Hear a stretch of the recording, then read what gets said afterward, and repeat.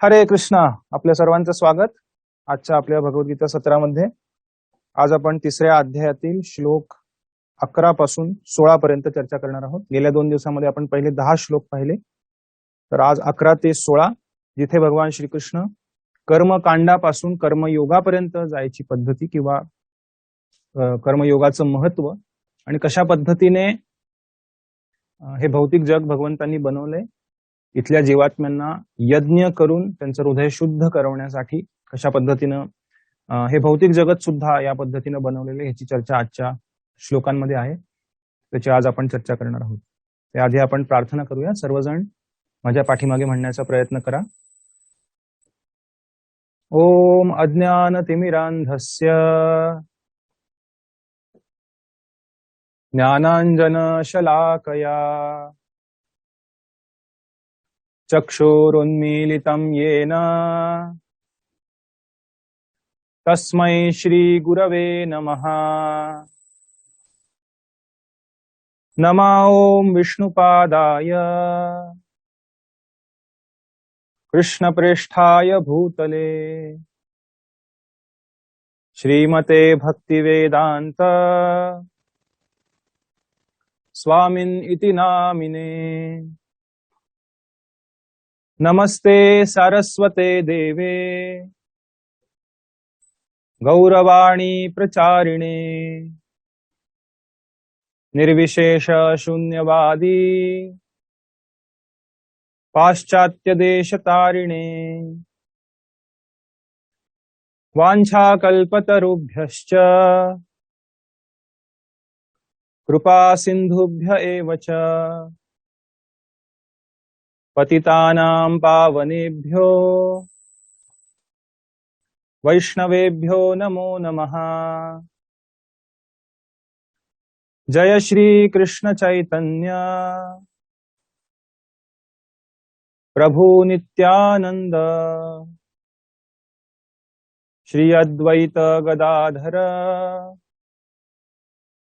श्रीवासादि गौर भक्त वृंद.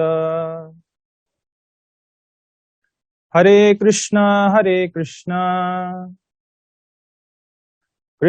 कृष्ण हरे हरे,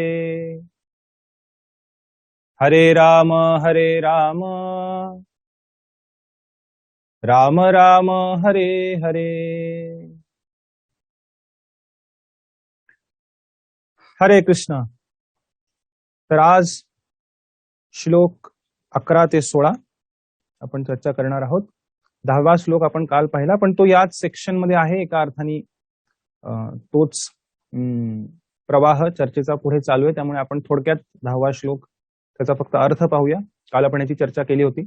सहयज्ञा प्रजा सृष्ट्वा पुरोवाच प्रजापती अनेन प्रसविष्यध्वम एष वोस्त्विष्ठ कामधुक. भगवंत सांगत आहेत, सृष्टीच्या आरंभी प्रजापतीने श्री विष्णू प्रित्यर्थ यज्ञासहित मनुष्य आणि देवतांना निर्माण केले. तो स्वल्पविराम तिथं नको आहे कदाचित. सृष्टीच्या आरंभी प्रजापतीने श्री विष्णू प्रित्यर्थ यज्ञासहित मनुष्य आणि देवतांना निर्माण केले आणि त्यांना वरदान देऊन म्हणाले की तुम्ही या यज्ञापासून सुखी व्हा. म्हणजे जरी या भौतिक जगतात सुखी व्हायचं असेल तरी यज्ञ करणं गरजेचं आहे, हे या श्लोकामध्ये सांगत आहेत भगवंत. आणि पुढच्याही 6 श्लोकांमध्ये चर्चा आहे. तुम्ही या यज्ञापासून सुखी व्हा, कारण यज्ञ केल्याने सुखी राहण्यासाठी आणि मोक्ष प्राप्ती करण्यासाठी आवश्यक त्या सर्व गोष्टी तुम्हाला सहजपणे प्राप्त होतील. म्हणजे लौकिक कल्याणासाठी, भौतिक कल्याणासाठी, ज्यासाठी सर्व लोक धडपड करत आहेत या जगामध्ये, ज्यांना दिव्य अस्तित्वाची माहिती नाहीये, अज्ञानात आहेत, ते सुख प्राप्त करण्याचा प्रयत्न करत आहे. प्रत्येक जण सुख प्राप्त करायचा प्रयत्न करत आहे. त्यासाठी सुद्धा भगवंत सांगत आहेत की खऱ्या अर्थानं भौतिक जगतात सुद्धा जर सुखी व्हायचं असेल तर यज्ञ करा. आता परत यज्ञ आपण जेव्हा म्हणतो तेव्हा यज्ञ म्हणजे लगेच आपली स्वाहा इमेज डोळ्यासमोर नाही आली पाहिजे. यज्ञ या शब्दाचा अर्थ भगवान विष्णूंच्या प्रसन्नतेसाठी केलं गेलेलं कार्य, हा सोपा अर्थ आहे. त्यामुळे आवश्यक त्या गोष्टी तुम्हाला सहजपणे प्राप्त होतील. कशासाठी? या जीवनात सुखी राहण्यासाठी आणि मोक्ष प्राप्ती करण्यासाठी किंवा आध्यात्मिक प्रगतीसाठी. आणि सर्वात उच्च प्रकारचा मोक्ष जो आहे तो आध्यात्मिक जगतात भगवंतांच्या धामामध्ये परत जाणे. कारण मोक्षाचे सुद्धा प्रकार आहेत, मुक्तीचे सुद्धा प्रकार आहेत. 5 प्रकारच्या मुक्तीशास्त्रांमध्ये सांगितलेले आहे. सालोक्य, सामिप्य, सार्ष्टी, त्यानंतर सायुज्य, अशा प्रकारच्या 5 आहेत. पण भगवंतांच्या भक्तांना ह्या कुठल्याही मुक्ती स्वीकार करत नाहीत. भागवतामध्ये म्हटलेलं आहे की दीयमानम न गृह्णन्ति विना मत सेवनम जना. जरी त्यांना मुक्ती प्रदान केली तरी न गृह्णन्ति, ते स्वीकार करत नाहीत. विना मत सेवनम जना, जर तिथे भगवंतांची सेवा नसेल तर भगवंतांचे भक्त या मुक्तीलाही स्वीकार करत नाहीत. पण जी आध्यात्मिक जगतात जीवात्म्याला घेऊन जाणारी जी सर्वोच्च मुक्ती आहे, जे प्रेम आहे भगवंतांचं, ते प्राप्त करणं, तर तिथे भगवंतांसाठी निश्चितपणे सेवा आहे, तिथे कार्य आहे, तिथे आनंद आहे, त्यामुळे ते स्वीकार करतात. तर ह्या मोक्ष प्राप्तीसाठी आणि या जगात सुखी राहण्यासाठी दोन्हीसाठी यज्ञ करणं हे गरजेचं आहे. ते कसं आहे ते आज आपण 11 ते 16 श्लोकांमध्ये पाहणार आहोत. तर श्लोक 11, 10व्याची आपण काल चर्चा केली. या पुढच्या 5-6 श्लोकांचे तात्पर्य खूप सुंदर आहेत प्रभुपादांचे. जी आधुनिक मानसिकता आहे लोकांची जीवनाबद्दलची, म्हणजे या जीवनात सुद्धा सुखी होण्याची जी मानसिकता आहे ती किती पोकळ आहे आणि किती उथळ आहे हे आपल्याला दिसून येईल. आपण आज चर्चा करणार आहोत. श्लोक 11 सर्वजण माझ्या पाठीमागे म्हणण्याचा प्रयत्न करा. देवान भावयतानेन ते देवा भावयन्तु वः परस्परं भावयन्तः श्रेयः परमवाप्स्यथ.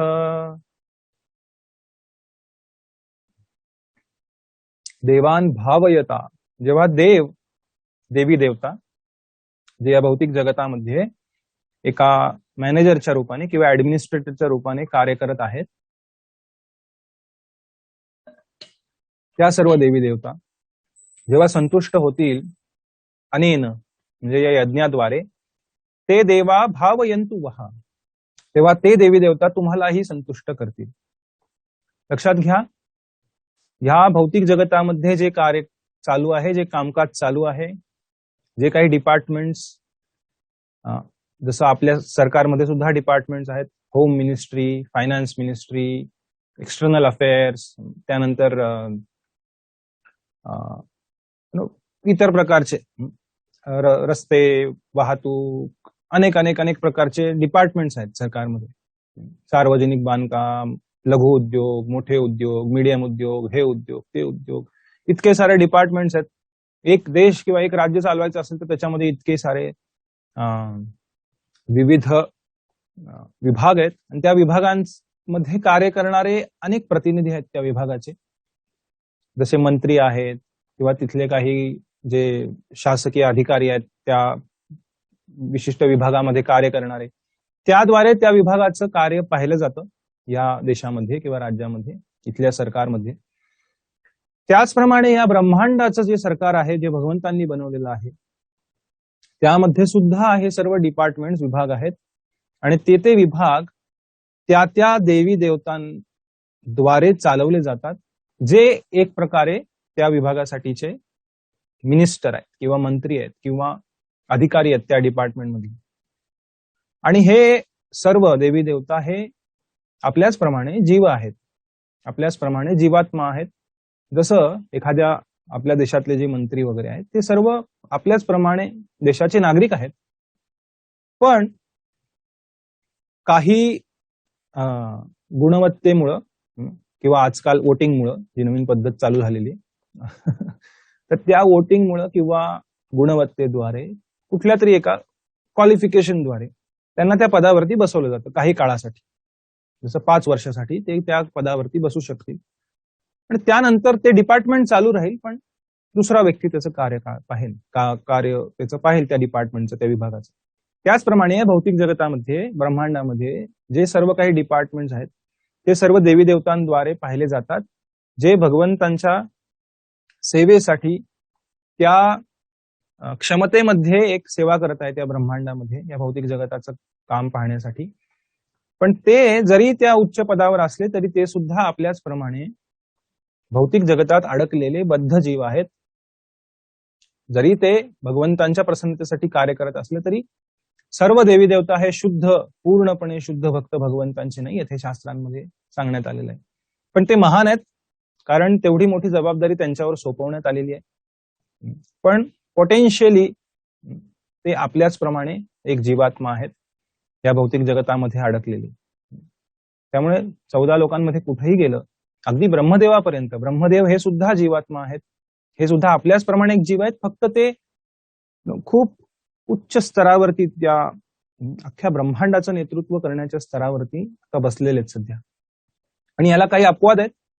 काही देवी देवता हे शुद्ध भक्त आहेत भगवंतांचे, जसं आपल्या ब्रह्मांडामध्ये ब्रह्मदेव आहेत सध्याचे, ते शुद्ध भक्त आहेत भगवान श्रीकृष्णांचे. त्यानंतर अजून एक चर्चा होते जी गणेशांची होते शास्त्रांमध्ये, ते सुद्धा नरसिंहदेवांचे शुद्ध भक्त आहेत. जी विघ्न विनाशक शक्ती आहे ती, जे नरसिंहदेव आहेत भगवंतांचे अवतार भगवान विष्णूंचे, त्यांच्याद्वारे गणेशजींकडे ती विघ्न विनाशक शक्ती त्यांना प्राप्त होते. तर अशा पद्धतीने देवी देवता सुद्धा एका टर्म साठी त्या पदावरती बसलेले आहेत. आणि त्यांचं कार्य काय, की जे लोक अशा पद्धतीने यज्ञ करतील किंवा भगवान विष्णूंना प्रसन्न करतील यज्ञाद्वारे, किंवा देवी देवतांची प्रार्थना करतील, त्यांची उपासना करतील, त्या व्यक्तींना भौतिक सुविधा देणे त्यांच्या जीवनामध्ये आणि त्या विविध डिपार्टमेंटचं कार्य पाहणे, हे कार्य त्यांच्याकडे दिलेलं आहे. जसं इंद्र, चंद्र, वरुण, वायू, अग्नी, काही नावं आपल्याला माहिती, सरस्वती, गणेश आदी, हे सर्व त्या त्या डिपार्टमेंटचे काम भगवंतांच्या वतीने या भौतिक जगतामध्ये पाहतात. आणि यांचा कार्यकाळही मर्यादित आहे. जसं एका ब्रह्मदेवाच्या दिवसामध्ये 14 मन्वंतर असतात, 14 वेळा मनू बदलतात. सध्याचे मनू स्वयंभू मनू, जे सूर्यदेव आहेत, विवस्वान, स्वयंभू मनू हे पहिले होते, विवस्वान सूर्यदेव यांचे पुत्र वैवस्वत, तर हे वैवस्वत मनू हे सध्या मनू आहेत. तर अशा पद्धतीने 14 मनू ब्रह्मदेवाच्या दिवसात बदलतात. पहिले होते स्वयंभू मनू, नंतर त्यांचे पुढं 3 आणि 2 असे 5 मनू झाले त्यानंतर. आणि आता 7वं मन्वंतर चालू आहे. आणि 7व्या मन्वंतरामध्ये 71, प्रत्येक मन्वंतरामध्ये 71 दिव्य युग असतात, सत्ययुग, त्रेतायुग, द्वापारयुग, कलियुग. तर अशा पद्धतीने 71 पैकी आता 28वं दिव्य युग चालू आहे. 28व्या दिव्य युगातलं कलियुग चालू. तर ह्या 71 दिव्य युगांपर्यंत ह्या देवी देवतांचा काळ असतो. मन्वंतर बदललं की दुसरे व्यक्ती त्या पोस्टवरती बसतात. जसं आपल्याकडे सरकार बदलतं त्याप्रमाणे एक मन्वंतर बदललं की सर्व देवी देवता जागा रिकामी होते आणि त्या ठिकाणी दुसऱ्या व्यक्तीची नेमणूक केली जाते त्या ठिकाणी. तर ह्या देवी देवतांद्वारे या भौतिक जगताचं कार्य सांभाळलं जातं. त्यामुळे शास्त्रांमध्ये म्हटलेलं आहे की पुढेही भगवद्गीतेतही भगवंत म्हणतील, आणि मागच्या अध्यायात आपण पाहिलं की जे लोक सत्य जाणत नाहीत पूर्णत्वाने, ते फक्त या देवी देवतांकडेच जातात, जे त्यांना भौतिक गोष्टी प्रदान करतात. पण मुक्ती प्रदाताम सर्वेशाम विष्णुरेव न संशय, हा शास्त्रांमध्ये म्हटलेलं आहे. जर अंतिम ध्येय प्राप्त करायचं असेल जीवनाचं, सर्वोच्च ध्येय प्राप्त करायचं असेल तर विष्णुरेव न संशय, हा भगवान विष्णू. कारण जेव्हा देवी देवतांवरही संकट येतात तेव्हा ते सुद्धा इंद्रदेवांकडे जातात, जे स्वर्गाचे राजे आहेत, आणि ते मग ब्रह्मदेवांकडे जातात सत्यलोकामध्ये, जे स्वर्गलोकाच्याही वर आहे. आणि मग ब्रह्मदेव सर्व देवी देवतांना घेऊन हे भगवान विष्णूंकडे, जिथे श्वेतद्वीप आहे त्या ठिकाणी, किंवा सत्यलोकाच्या वरती एक रमा वैकुंठ आहे, 2-3 प्रकारचे वैकुंठचे एम्बसीज या ब्रह्मांडामध्ये सुद्धा आहेत, जिथे भगवंत उपस्थित आहेत त्यांच्या स्वतःच्या रूपामध्ये, जे देवी देवतांना, ब्रह्मदेवांना ऍक्सेसिबल आहेत एका अर्थाने, पण त्या काही काळापुरते. ते भगवत धामात गेल्याप्रमाणे नाहीये, पण भगवंतांचा ऍक्सेस आहे तिथे, त्यांना त्यांच्याशी वार्तालाप करू शकतात, अडी अडचणीमध्ये त्यांचं मार्गदर्शन घेऊ शकतात भगवंतांचं. तर अशा पद्धतीने, तर ह्या देवी देवतांकडनं भौतिक सुख जरी प्राप्त करायचं असेल, बऱ्याच वेळा लोकांना गैरसमज वाटतं की मी माझ्या कष्टाने सर्व भौतिक सुख या जगातलं प्राप्त करू शकतो, काही प्रमाणात करू शकतो. पण एका अर्थाने जो नियंत्रण आहे, जे कंट्रोल आहे भौतिक कार्यकलापांचं, बहुतांशी गोष्टी आपल्या नियंत्रणाच्या पलीकडच्या आहेत. आपण काही करू शकत नाही. एवढे जरी कितीही प्रगत झालो आपण वैज्ञानिक दृष्टी, तरी जेव्हा निसर्गाचं संकट येतं किंवा एखादा रोग येतो किंवा काही गोष्टी येतात, बऱ्याच वेळा व्यक्ती हा हतबल होऊन जातो, काही गोष्टी करू शकत नाही. धडपड करतो व्यक्ती, पण बऱ्याच वेळा त्याला पळावं लागतं फक्त संकटांपासून, बाकी काही करू शकत नाही. आता अमेरिकेसारखा एवढा प्रगत देश आहे तंत्रज्ञानाच्या दृष्टीनं आणि आर्थिक प्रगतीच्या दृष्टीनं वगैरे, पण एखादं मोठं वादळ आलं तिथे तर गव्हर्नमेंट काय करू शकतं? फक्त व्हेकेट, शिफ्ट टू अदर प्लेस, इथून पळा तिकडे जा, एवढंच करू शकतो. तुम्ही नाही करू शकता आम्ही ब्लोअर लावतो आणि त्या वादळाला परतवून लावतो, नाही. आपली शक्ती फार क्षुल्लक आहे एका अर्थाने. या ब्रह्मांडाच्या कार्यामध्ये आपण अतिशय एका अर्थाने खूप छोटे आहोत. त्यामुळे या विज्ञानाला समजून घेतलं पाहिजे की भौतिक सुखासाठी सुद्धा जेव्हा अशा पद्धतीने देवी देवतांना प्रसन्न केलं जाईल, पण भगवंतांचा भक्त यामध्येही अडकत नाही, कारण हे कर्मकांड आहे शेवटी. पण ते समजून घेतलं पाहिजे, कारण तेही भौतिक जगताचा एक भाग आहे. ते समजल्यानंतर आपण त्याच्या पुढे जाऊ शकू, म्हणून भगवंत इथे चर्चा करतात त्या गोष्टीची. त्यामुळे अशा यज्ञाने संतुष्ट झालेल्या देवदेवता तुम्हालाही संतुष्ट करतील, आणि या प्रकारे मनुष्य आणि देवदेवता यांच्यामधील परस्पर सहयोगाने सर्वांसाठी सर्वत्र समृद्धीचे साम्राज्य पसरेल. कारण जेव्हा इथं यज्ञ केला जातो त्याद्वारे देवी देवता आहेत, स्वर्गलोक आदी मध्ये राहणारे, भुवरलोक, स्वर्गलोक आदी ठिकाणी, तर या इथल्या मनुष्यांद्वारे केलेल्या यज्ञकर्माद्वारे त्यांना पोषण मिळतं. ही भगवंतांनी बनवलेली सिस्टीम आहे, आणि त्याद्वारे ते आपल्याला काही गोष्टी प्रदान करतात. त्यामुळे कलियुगात देवी देवता पृथ्वी तलावर येत नाहीत, कारण खूप भयानक परिस्थिती आहे. पूर्वीच्या युगांमध्ये यायचे, वर्णन आहेत शास्त्रांमध्ये. द्वापार युगामध्ये सुद्धा देवी देवता पृथ्वी तलावर येणं हे अतिशय सामान्य गोष्ट होती. एखाद्या मोठ्या यज्ञामध्ये, एखाद्या मोठ्या राजसूय यज्ञामध्ये म्हणे, किंवा अनेक ठिकाणी वर्णन आहे जिथे देवी देवता आणि इतर ऋषीमुनी जे वरच्या लोकांमध्ये राहणारे ते पृथ्वीवर नियमित त्यांचं येणं व्हायचं, ज्याद्वारे ते इथल्या लोकांना दर्शन द्यायचे. पण कलियुगामध्ये ह्या गोष्टी होणार नाहीत, हे शास्त्रांमध्ये सांगितलेलं. हे लोक कलियुगामध्ये पृथ्वीवरती येणार नाहीत. तर अशा पद्धतीने हे एक परस्परम भावयंतः, एकमेकांना सहयोग करून या भौतिक जगतामध्ये सुद्धा, आणि सर्वोच्च यज्ञ जो आहे तो भगवान विष्णूंची भक्ती, त्याद्वारे तर सर्व जीवात्मे प्रसन्न होतील, देवी देवताही प्रसन्न होतील. त्यामुळे देवी देवतांना वेगळं पूजन करणं हे कर्मकांड आहे. पण जेव्हा भगवंतांची शरण घेऊ आपण, तेव्हा देवी देवता आपोआप संतुष्ट होतील. त्यासाठी वेगळा यज्ञ करायची गरज नाही, त्यांच्यासाठी खास. हेही शास्त्रांमध्ये सांगितलेलं आहे.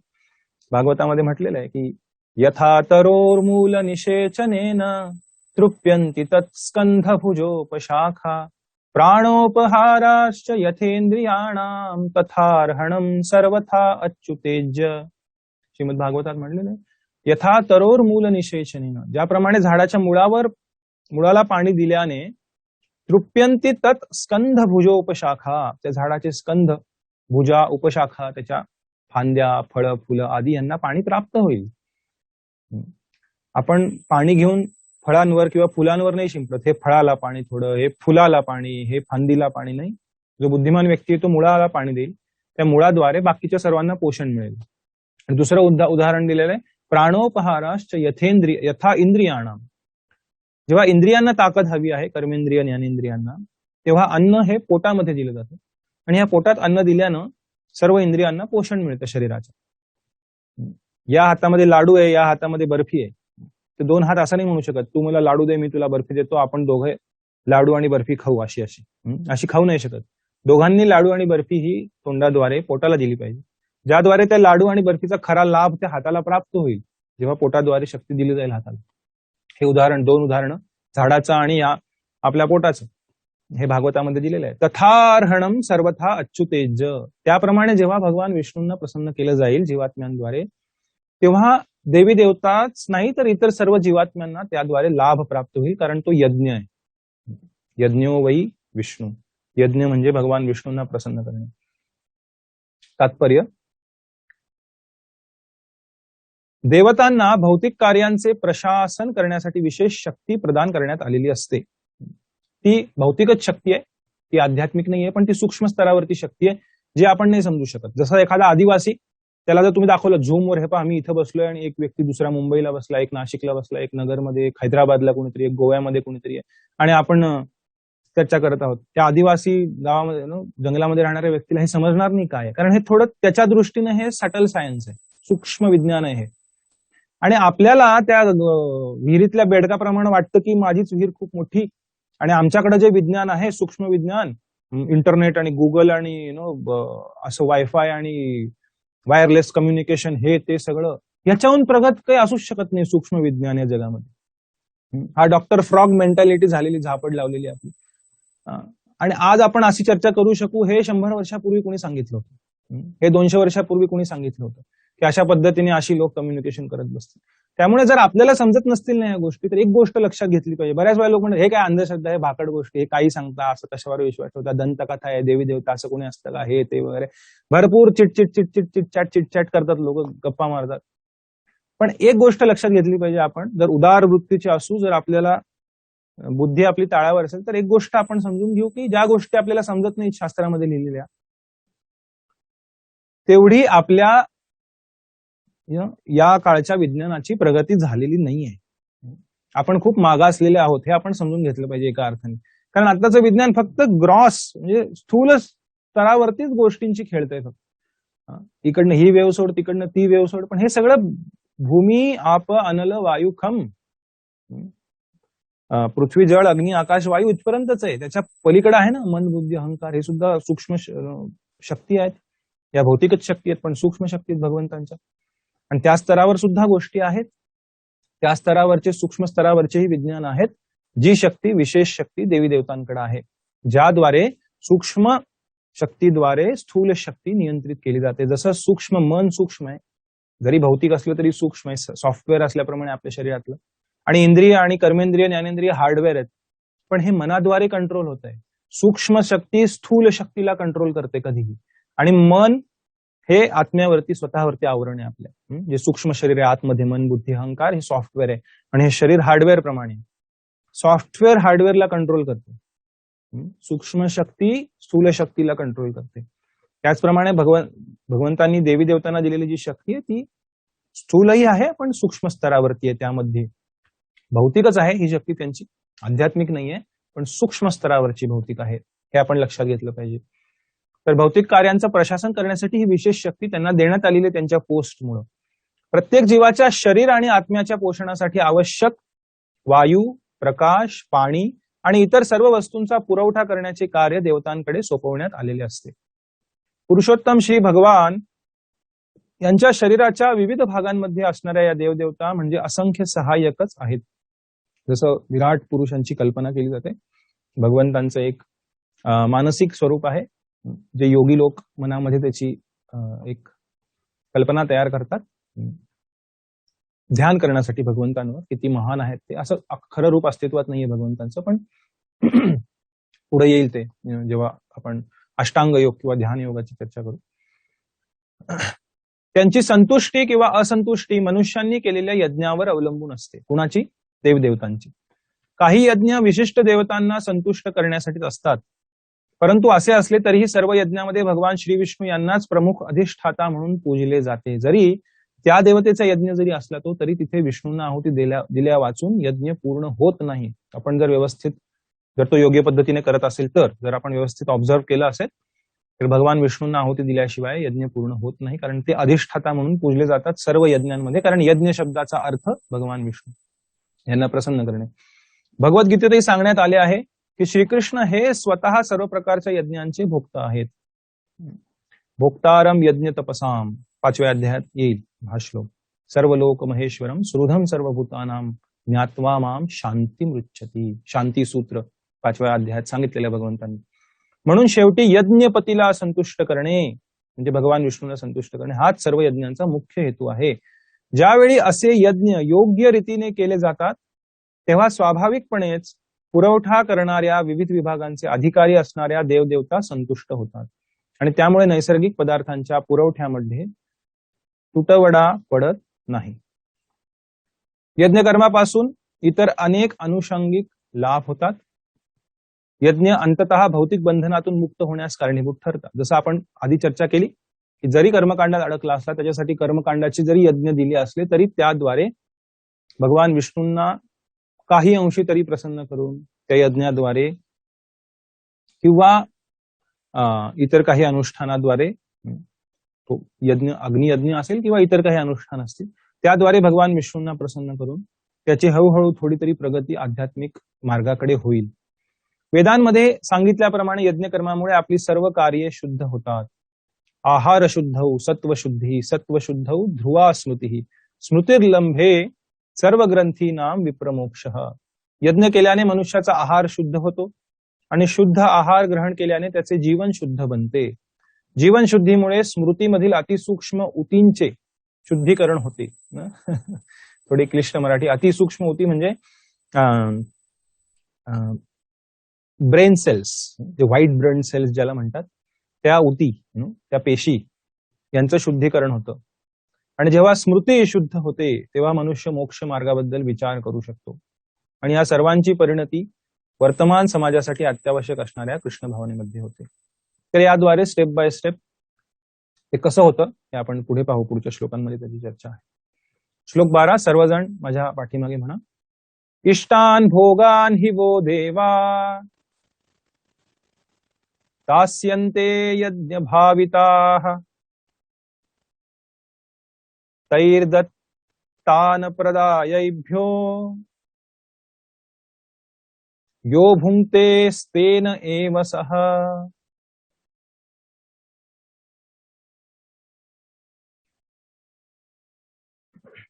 विविध जीवनावश्यक वस्तूंच्या अधिकारी असणाऱ्या देवदेवता ज्यावेळी यज्ञ करण्यामुळे संतुष्ट होतील तेव्हा ते तुमच्या सर्व गरजा पुरवतील. पण अशा वस्तू पुन्हा देवतांना अर्पण न करता जो त्यांचा भोग घेतो तो निश्चितपणे चोरच आहे.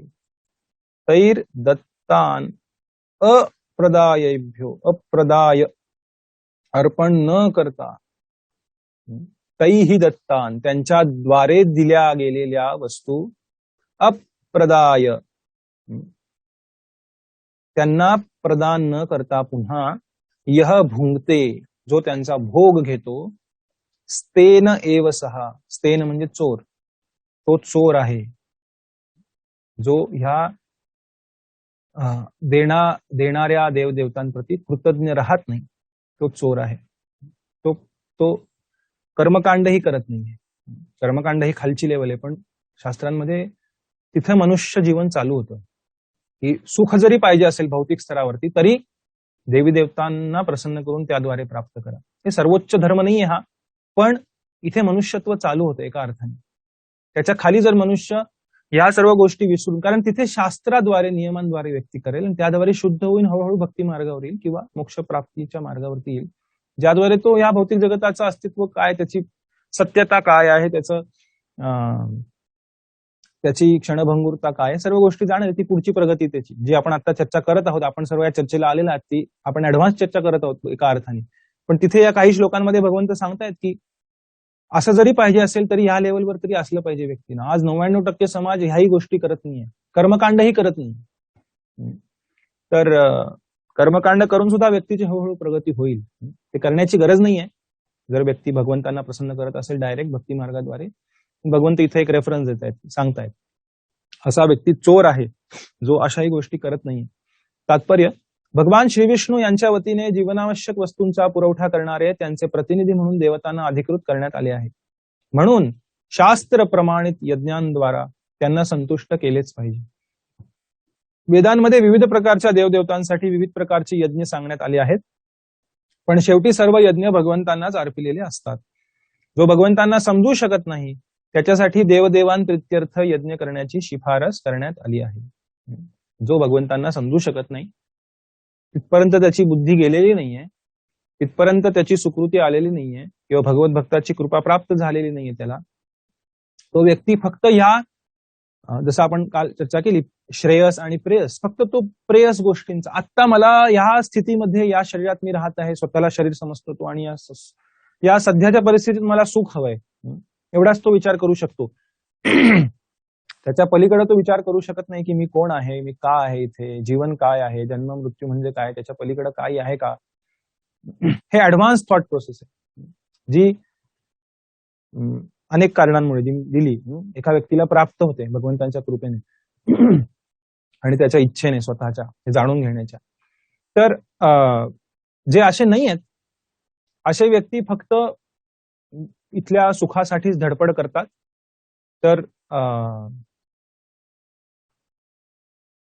त्यांच्यासाठी कमीत कमी ह्या स्तरावरती या हे भगवंत सांगत आहे. भगवान श्री विष्णू कुठपर्यंत आपण पाहिलं, सर्व यज्ञ भगवंतांनाच अर्पिलेले असतात. जो भगवंतांना समजू शकत नाही त्याच्यासाठीच देवदेवतांप्रित्यर्थ यज्ञ करण्याची शिफारस करण्यात आलेली आहे. मनुष्यांच्या निरनिराळ्या भौतिक गुणांना अनुलक्षून वेदांमध्ये निरनिराळे यज्ञ सांगितलेले आहेत. निरनिराळ्या देवतांचे पूजनही याच तत्वावर म्हणजे विविध गुणांवर आधारित आहे. उदाहरणार्थ, मांसाहारी लोकांना कालीदेवीचे पूजन करण्यास सांगितले आहे. ही कालीदेवता म्हणजे भौतिक प्रकृतीचे घोर रूप आहे. दुर्गा देवीचं एक घोर स्वरूप आहे ते. आणि कालीदेवतेसमोर पशुयज्ञ करण्यास अनुमती देण्यात आली आहे. परंतु जे सत्वगुणी आहेत त्यांच्यासाठी श्री विष्णूंची दिव्य पूजा सांगण्यात आली आहे. तथापि सर्व यज्ञांचा उद्देश आध्यात्मिक स्थानाप्रत क्रमशः उन्नती करण्याचा आहे. साधारण मनुष्यांसाठी निदान 5 यज्ञ, ज्यांना पंचमहायज्ञ म्हटले जाते, ते आवश्यक आहेत. तरी सुद्धा मनुष्याने जाणणे आवश्यक आहे की मानवी समाजाला लागणाऱ्या सर्व जीवनावश्यक वस्तूंचा पुरवठा हा भगवंतांचे प्रतिनिधी असणाऱ्या देवदेवतांकडून केला जातो. कोणीही कोणत्याही गोष्टीची निर्मिती करू शकत नाही. उदाहरणार्थ, मानवी समाजाला लागणारे सर्व खाद्य पदार्थ जसे सत्वगुणी व्यक्तींसाठी धान्य, फळफळावळे, भाजीपाला, दूध, साखर इत्यादी, बाकी सर्व गोष्टी, डाळी, ह्या गोष्टी, सगळं ज्या ज्या आपण गोष्टी खातो त्या. आणि मांसभक्षकांसाठी मांस हे खाद्यपदार्थ आहे मानवी समाजाला लागणारे. कोणत्याही यापैकी कोणत्याही पदार्थाची मनुष्याद्वारे निर्मिती होऊ शकत नाही. एवढ्या मोठ्या फॅक्टऱ्या बनवल्या, एवढ्या साऱ्या गोष्टी केल्या, आपण अन्न बनवू शकत नाही. अन्न हे भगवंतांच्या मार्गदर्शनाखाली देवी देवतांद्वारे, निसर्गाद्वारे या दिलं जातं आपल्याला. कोणीही व्यक्ती फॅक्टरीमध्ये अन्न बनवू शकत नाही आणि फॅक्टरीत बनवलेल्या कुठल्याही गोष्टी आपण खाऊ शकत नाही. There is nothing called as food processing industry. There is no food processing industry. There are only food, there is no food producing industry, sorry. There is only food processing industry. अन्न निर्मिती उद्योग कुठलाही नाही मनुष्यानं तयार केलेला. अन्न processing काय म्हणता येईल त्याला, अन्न प्रक्रिया उद्योग असू शकेल, पण अन्न निर्मिती उद्योग हा फक्त भगवंतांचा आहे, जो या देवी देवतांद्वारे मार्गदर्शित आहे.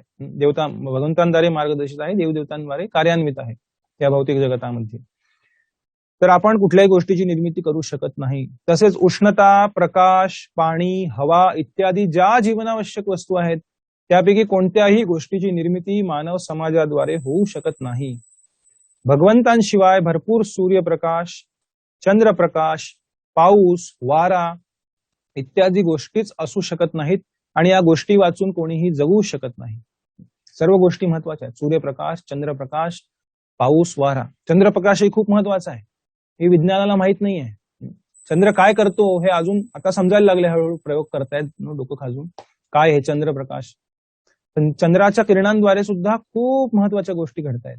जो रस फळभाज्यांमध्ये, फळांमध्ये प्राप्त होतोय तो चंद्रप्रकाशाद्वारे प्राप्त होतोय. आणि वैज्ञानिकांनी प्रयोगही केले अनेक प्रकारच्या फळ झाडांवरती किंवा भाजीपाल्यांवरती प्रयोग झाले. काही भाजीपाल्यांना चंद्रप्रकाश मिळाला, काही भाजीपाल्यांना नाही देण्यात आला. रात्र झाली की त्यांना झाकून ठेवायचे, त्यांना चंद्रप्रकाश नाही मिळू द्यायचे. बाकी सर्व समान, तापमान समान, पाणी समान, खत समान, सगळं समान, पण त्यांना चंद्रप्रकाश नाही मिळाला. अशा झाडांवरची फळं आणि भाजीपाला हे निरस झाले, त्याच्यात रस नाहीये. जसं काय अनेक वेळा सफरचंद मिळतं बाजारात, कापसासारखं असतं, असं खास खास खाऊ वाटत नाही ते, त्याच्यामध्ये रस नसतो अजिबात, फक्त असा शुष्क असतं एकदम. तशा प्रकारचे फळं आणि भाज्या निर्माण झाले जेव्हा त्यांना चंद्रप्रकाश नाही मिळाला. तर ह्या सर्व गोष्टी ज्या अरेंजमेंट केलेली आहे भगवंतांनी त्या खूप महत्वाच्या आहेत आणि या गोष्टी वाचून कोणीही जगू शकत नाही. यावरून स्पष्ट होते की आपले जीवन भगवंतांकडून होणाऱ्या पुरवठ्यावर अवलंबून आहे. आपल्या उद्योगधंद्यासाठी सुद्धा आपल्याला धातू, गंधक म्हणजे फॉस्फरस माझ्यामध्ये, राईट, सल्फर, गंधक मीन्स सल्फर, धातू, गंधक, पारा, मॅंगनीज इत्यादी अनेक प्रकारचा कच्चा माल, तसेच इतर अनेक वस्तू आवश्यक आहेत. या गोष्टींचा योग्य उपयोग करून आपण आत्मसाक्षात्कारासाठी धडधाकट आणि निरोगी राहावे याकरिता भगवंतांच्या प्रतिनिधींद्वारा या सर्व गोष्टी पुरविल्या जातात.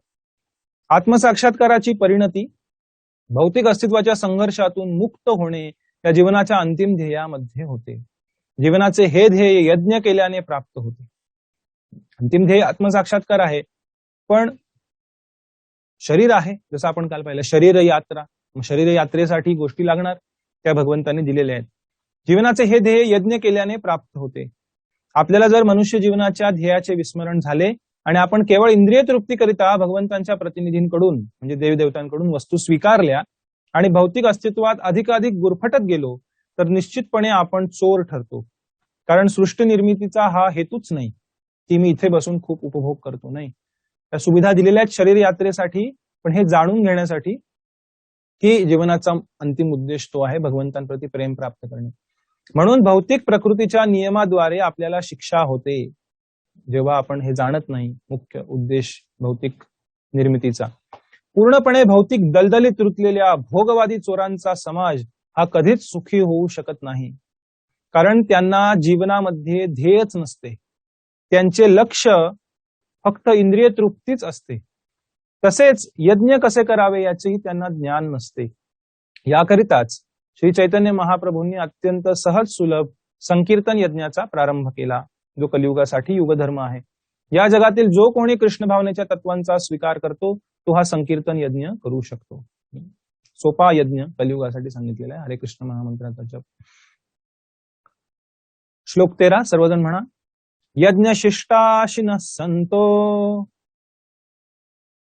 मुच्यन्ते सर्व किल्बिषैः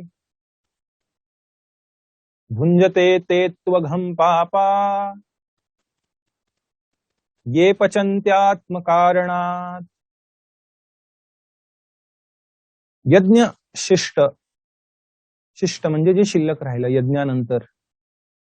तसं यज्ञानंतर यज्ञाचा प्रसाद शिल्लक राहतो, जो अग्नी यज्ञ करतो तेव्हा, बरोबर.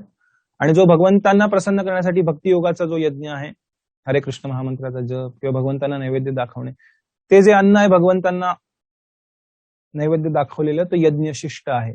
कारण तोही एक यज्ञ आहे. भगवंतांना प्रसन्न करण्यासाठी आपण त्यांना नैवेद्य किंवा भोग अर्पण करतोय, ते यज्ञ शिष्ट आहे. यज्ञातनं शिल्लक राहिलेलं अन्न आहे. यज्ञ शिष्ट अशीनः, जे खाणारे आहेत, जे संत आहेत, भक्त आहेत. मुच्यन्ते सर्व किल्बिषैः, ते सर्व किल्बिषांपासून पापांपासून मुक्त होतात. मुच्यन्ते, किल्बिष लहानपणी ते शक्तिमान सिरियल तमराज किल्बिष असायचे. तमराज किल्बिष, किल्बिष म्हणजे पाप. या सर्व पापांपासून मुच्यन्ते सर्व किल्बिषैः, सर्व पापांपासून या व्यक्तीची मुक्तता होईल जो हे यज्ञ शिष्ट सेवन करेल. पण भुंजते ते तू अघम पापा, जे ये पचंती आत्मकारणात. ये पचंती, जे भोजन बनवितात किंवा खातात, बनवतात किंवा पचवतात, दोन्ही अर्थ पचंती. खरा अर्थ संस्कृतमध्ये बनवणे, पचंती. मराठीमध्ये पचवणे म्हणजे खाल्ल्यानंतरची प्रक्रिया, पण संस्कृतमध्ये पचंती म्हणजे पकवणे, जे शिजवतात. ये पचंती आत्मकारणात, जे स्वतःच्या भोगासाठी भोजन बनवतील. भुंजते ते तू अघम पाप, ते लोक काय खातात, भुंजते किंवा काय काय ग्रहण करतात किंवा काय भोगतात, अघम पाप, घोर पाप ते स्वीकार करतील, जे स्वतःसाठी या गोष्टी करतील. पण जे विष्णू अन्न यज्ञातनं उरलेलं अन्न खातील, भगवंतांना नैवेद्य दाखवलेलं अन्न खातील, ते मुच्यन्ते सर्व किल्बिषैः, ते सर्व पापांपासून मुक्त होतील. म्हणून ABCD, D फॉर डाएट का सांगितलं जातं, भगवंतांना नैवेद्य दाखवा. पूर्वीच्या काळी सुद्धा जे संन्यासी अनेक ठिकाणी, संन्यासाचा धर्म आहे की गावोगाव जाऊन ठिकठिकाणी जाऊन प्रचार करणे भगवत भक्तीचा. चैतन्य महाप्रभूंनी संन्यास घेतला 24व्या वर्षी आणि ते संपूर्ण भारतभर, खास करून दक्षिण भारतामध्ये महाराष्ट्रामध्ये प्रवास करत होते. पंढरपुरातही आले, 11 दिवस पंढरपुरात राहिले. त्यानंतर नाशिकला गेले, पुण्यातही आले होते, पर्वती येथे, मुंबईत गेले, नाला सोपारा, तिथेही वर्णन आहे. तर अशा प्रकारे चैतन्य महाप्रभू जगन्नाथपुरीमधनं दक्षिणेत उतरले आणि दक्षिण यात्रा करून पूर्ण कन्याकुमारी पर्यंत, मग वेस्टर्न एरियातनं उडुपी अशा पद्धतीने करत महाराष्ट्रात कोल्हापुरात आले, महालक्ष्मीचं दर्शन घेतलं, पंढरपुरात आले, तिथनं साताऱ्याला गेले, साताऱ्यावरनं पुण्यात आले, पुण्यातनं मुंबई, मुंबईवरनं नाशिकला जाऊन मग गोदावरीच्या तीराने परत आंध्र प्रदेशमध्ये गेले. आणि मग तिथनं परत जगन्नाथपुरीमध्ये गेले. तर 2-2.5 वर्ष असे चैतन्य महाप्रभू फिरत होते पूर्ण दक्षिण भारतामध्ये हरिनामाचा प्रचार करत. आणि आजही त्यांच्या प्रवासाची वर्णनं, त्यांच्या गावामध्ये येऊन गेल्याची वर्णनं अनेक ठिकाणी आहेत. दक्षिण भारतामध्ये सुद्धा अनेक असे गाव आहेत जिथे हरेकृष्ण महामंदिराचं कीर्तन होतं 400-500 वर्षांपासून, चैतन्य महाप्रभूंच्या काळापासून, जे आता सापडतात अनेक भक्तांना की कोणी चालू केलं इथं हे. ते म्हटले की आमच्या पिढ्यानपिढ्या चालू आहे. मग त्यांनी रेफरन्स पाहिले तर 500 वर्षापूर्वी जेव्हा महाप्रभू गेले तेव्हापासून तिथे भक्तीचं कार्य खूप जोरदार चालू आहे अशा पद्धतीने. तर महाप्रभूही जसं मी सांगितलं, संन्यासी हे त्यांचं कर्तव्य आहे की प्रवास करणे, परिव्राजकाचार्य, सगळीकडे फिरून भगवंतांच्या भक्तीचा प्रचार करणे. चैतन्य महाप्रभूही जेव्हा अशा प्रकारे यात्रा करायचे तेव्हा चैतन्य महाप्रभू अशा व्यक्तीच्या घरी प्रसाद घ्यायचे ज्यांच्या घरामध्ये शाळीग्राम शिळा आहेत, ज्यांच्या घरामध्ये भगवंतांची सेवा केली जाते. जरी ते फार महान भक्त नसले तरी चैतन्य महाप्रभू अशा व्यक्तींच्या घरी प्रसाद ग्रहण करायचे कारण जिथे शाळीग्राम शिळा आहे ज्यांच्या घरांमध्ये, तिथे ते लोक त्यांना नैवेद्य दाखवतात भगवान विष्णूंना. शाळीग्राम शिळा ही भगवान विष्णू स्वतः आहेत. तर अशा पद्धतीने जिथे भगवंतांना यज्ञ केला जातो, भगवंतांच्या प्रसन्नतेसाठी कार्य केलं जातं, तिथे हे संन्यासी प्रसाद ग्रहण करतात किंवा चैतन्य महाप्रभू प्रसाद ग्रहण करायचे अशा ठिकाणी, अशा भगवत भक्तांच्या घरीच प्रसाद ग्रहण करायचे जिथे भगवंतांना नैवेद्य दाखवला जातो, भोग अर्पण केला जातो. भगवत भक्त हे सर्व प्रकारच्या पापातून मुक्त होतात कारण ते सर्वप्रथम यज्ञाला अर्पण केलेले अन्न ग्रहण करतात. इतर लोक जे आपल्या स्वतःच्या इंद्रिय भोगाकरिता भोजन बनवितात ते खरोखर केवळ पापच भक्षण करतात. तात्पर्य, भगवत भक्त किंवा कृष्ण भावना भावित असणाऱ्या व्यक्तींना संत म्हटले जाते आणि ब्रह्मसंहितेमध्ये सांगितल्याप्रमाणे ते नेहमी भगवत प्रेमामध्ये लीन असतात. सुंदर श्लोक आहे ब्रह्मसंहितेमध्ये, भगवान ब्रह्मदेव सांगतात, प्रेमांजनच्छुरित भक्ती विलोचनेन संत सदैव हृदयेषु विलोकयन्ति यं श्याम सुंदरमचिन्त्य गुणस्वरूपं गोविंदमादिपुरुषं तमहं भजामि. ब्रह्मसंहितेच्या खूप सुंदर प्रार्थना आहेत ब्रह्मदेवांच्या ब्रह्मसंहितेमध्ये. आणि त्यामध्ये सुद्धा आध्यात्मिक जगताचं वर्णन आहे, भौतिक जगताचं वर्णन आहे. काल प्रश्न विचारला होता कोणीतरी, कुठे हे वर्णन? भागवतामध्ये आहे आणि ब्रह्मसंहितेत आहे. या ब्रह्मसंहितेत म्हणतात, प्रेमांजनच्छुरित भक्ती विलोचनेन संता सदैव हृदयेषु विलोकयन्ति. संतजन हे सदैव भगवान श्री गोविंद म्हणजे आनंद देणारे, गोविंद, गो म्हणजे गाय आणि गो म्हणजे इंद्रिय सुद्धा, आपल्या इंद्रियांना दिव्य आनंद देणारे, गायींना आनंद देणारे, किंवा मुकुंद मुक्ती देणारे, किंवा श्रीकृष्ण म्हणजे सर्व आकर्षक, आकर्षयति इति कृष्ण, जे आकर्षून घेतात सर्वांना त्यांच्या दिव्य सुंदरतेने, त्यांच्या दिव्य गुणांद्वारे, त्यांच्या दिव्य लीलांद्वारे त्यांना म्हणतात कृष्ण. आकर्षण, आकृष्टयति इति कृष्ण. यांच्याशी दृढ प्रेमामध्ये मग्न असल्यामुळे कोण? संतजन. हे संतजन हे भगवंतांशी दृढ प्रेमामध्ये मग्न असल्यामुळे ते कोणतीही गोष्ट सर्वप्रथम भगवंतांना अर्पण केल्याशिवाय ग्रहण करू शकत नाही. म्हणून असे भक्त नेहमी भक्तीच्या विविध मार्गांद्वारे, उदाहरणार्थ श्रवण, कीर्तन, स्मरण, अर्चन इत्यादी यज्ञच करीत असतात. आणि अशा प्रकारचे यज्ञ सदैव केल्यामुळे ते भौतिक संसाराच्या पापमय संगतीच्या सर्व प्रकारच्या दोषांपासून अलग राहू शकतात. To be in this world but not of this world. या जगात राहणे पण या जगाचं न होणे, हे भक्त करू शकतात. इतर लोक जे स्वतःसाठी किंवा इंद्रिय तृप्तीसाठी अन्न शिजवतात ते केवळ चोरच आहेत असे नाही, तर ते सर्व प्रकारचे पापच भक्षण करणारे आहेत. जर एखादी व्यक्ती चोर आणि पापी असेल तर ती कशी सुखी असू शकेल? हे केवळ अशक्य आहे. म्हणून सर्व दृष्टिकोनातून जर सुखी व्हावयाचं असेल तर लोकांना पूर्णपणे कृष्ण भावना भावित संकीर्तन यज्ञ करण्यास शिकवणे अत्यावश्यक आहे. नाहीतर जगामध्ये शांती किंवा समाधान नांदणे शक्यच नाही. हे सोपं सूत्र आहे शांती समाधानाचं. जेव्हा व्यक्ती या दिव्य सत्याला समजेल तेव्हा लक्षात घ्या, भौतिक सुविधांचा तुटवडा नाहीये भौतिक जगतामध्ये. गोष्टी भरपूर आहेत, पण जी लोभी वृत्ती आहे, जी ग्रीड आहे व्यक्तीची, तो सर्वात मोठा प्रॉब्लेम आहे. एक कोण म्हणाला मला आठवत नाही, म्हणाले there is sufficient food and sufficient facilities for everybody's need. प्रत्येकाच्या गरजेसाठी असलेल्या सर्व गोष्टी या भौतिक संसारामध्ये उपलब्ध आहेत. But not one man's greed. पण एका माणसाच्या लोभासाठी सुद्धा सर्व गोष्टी उपलब्ध नाहीयेत या भौतिक जगतामध्ये.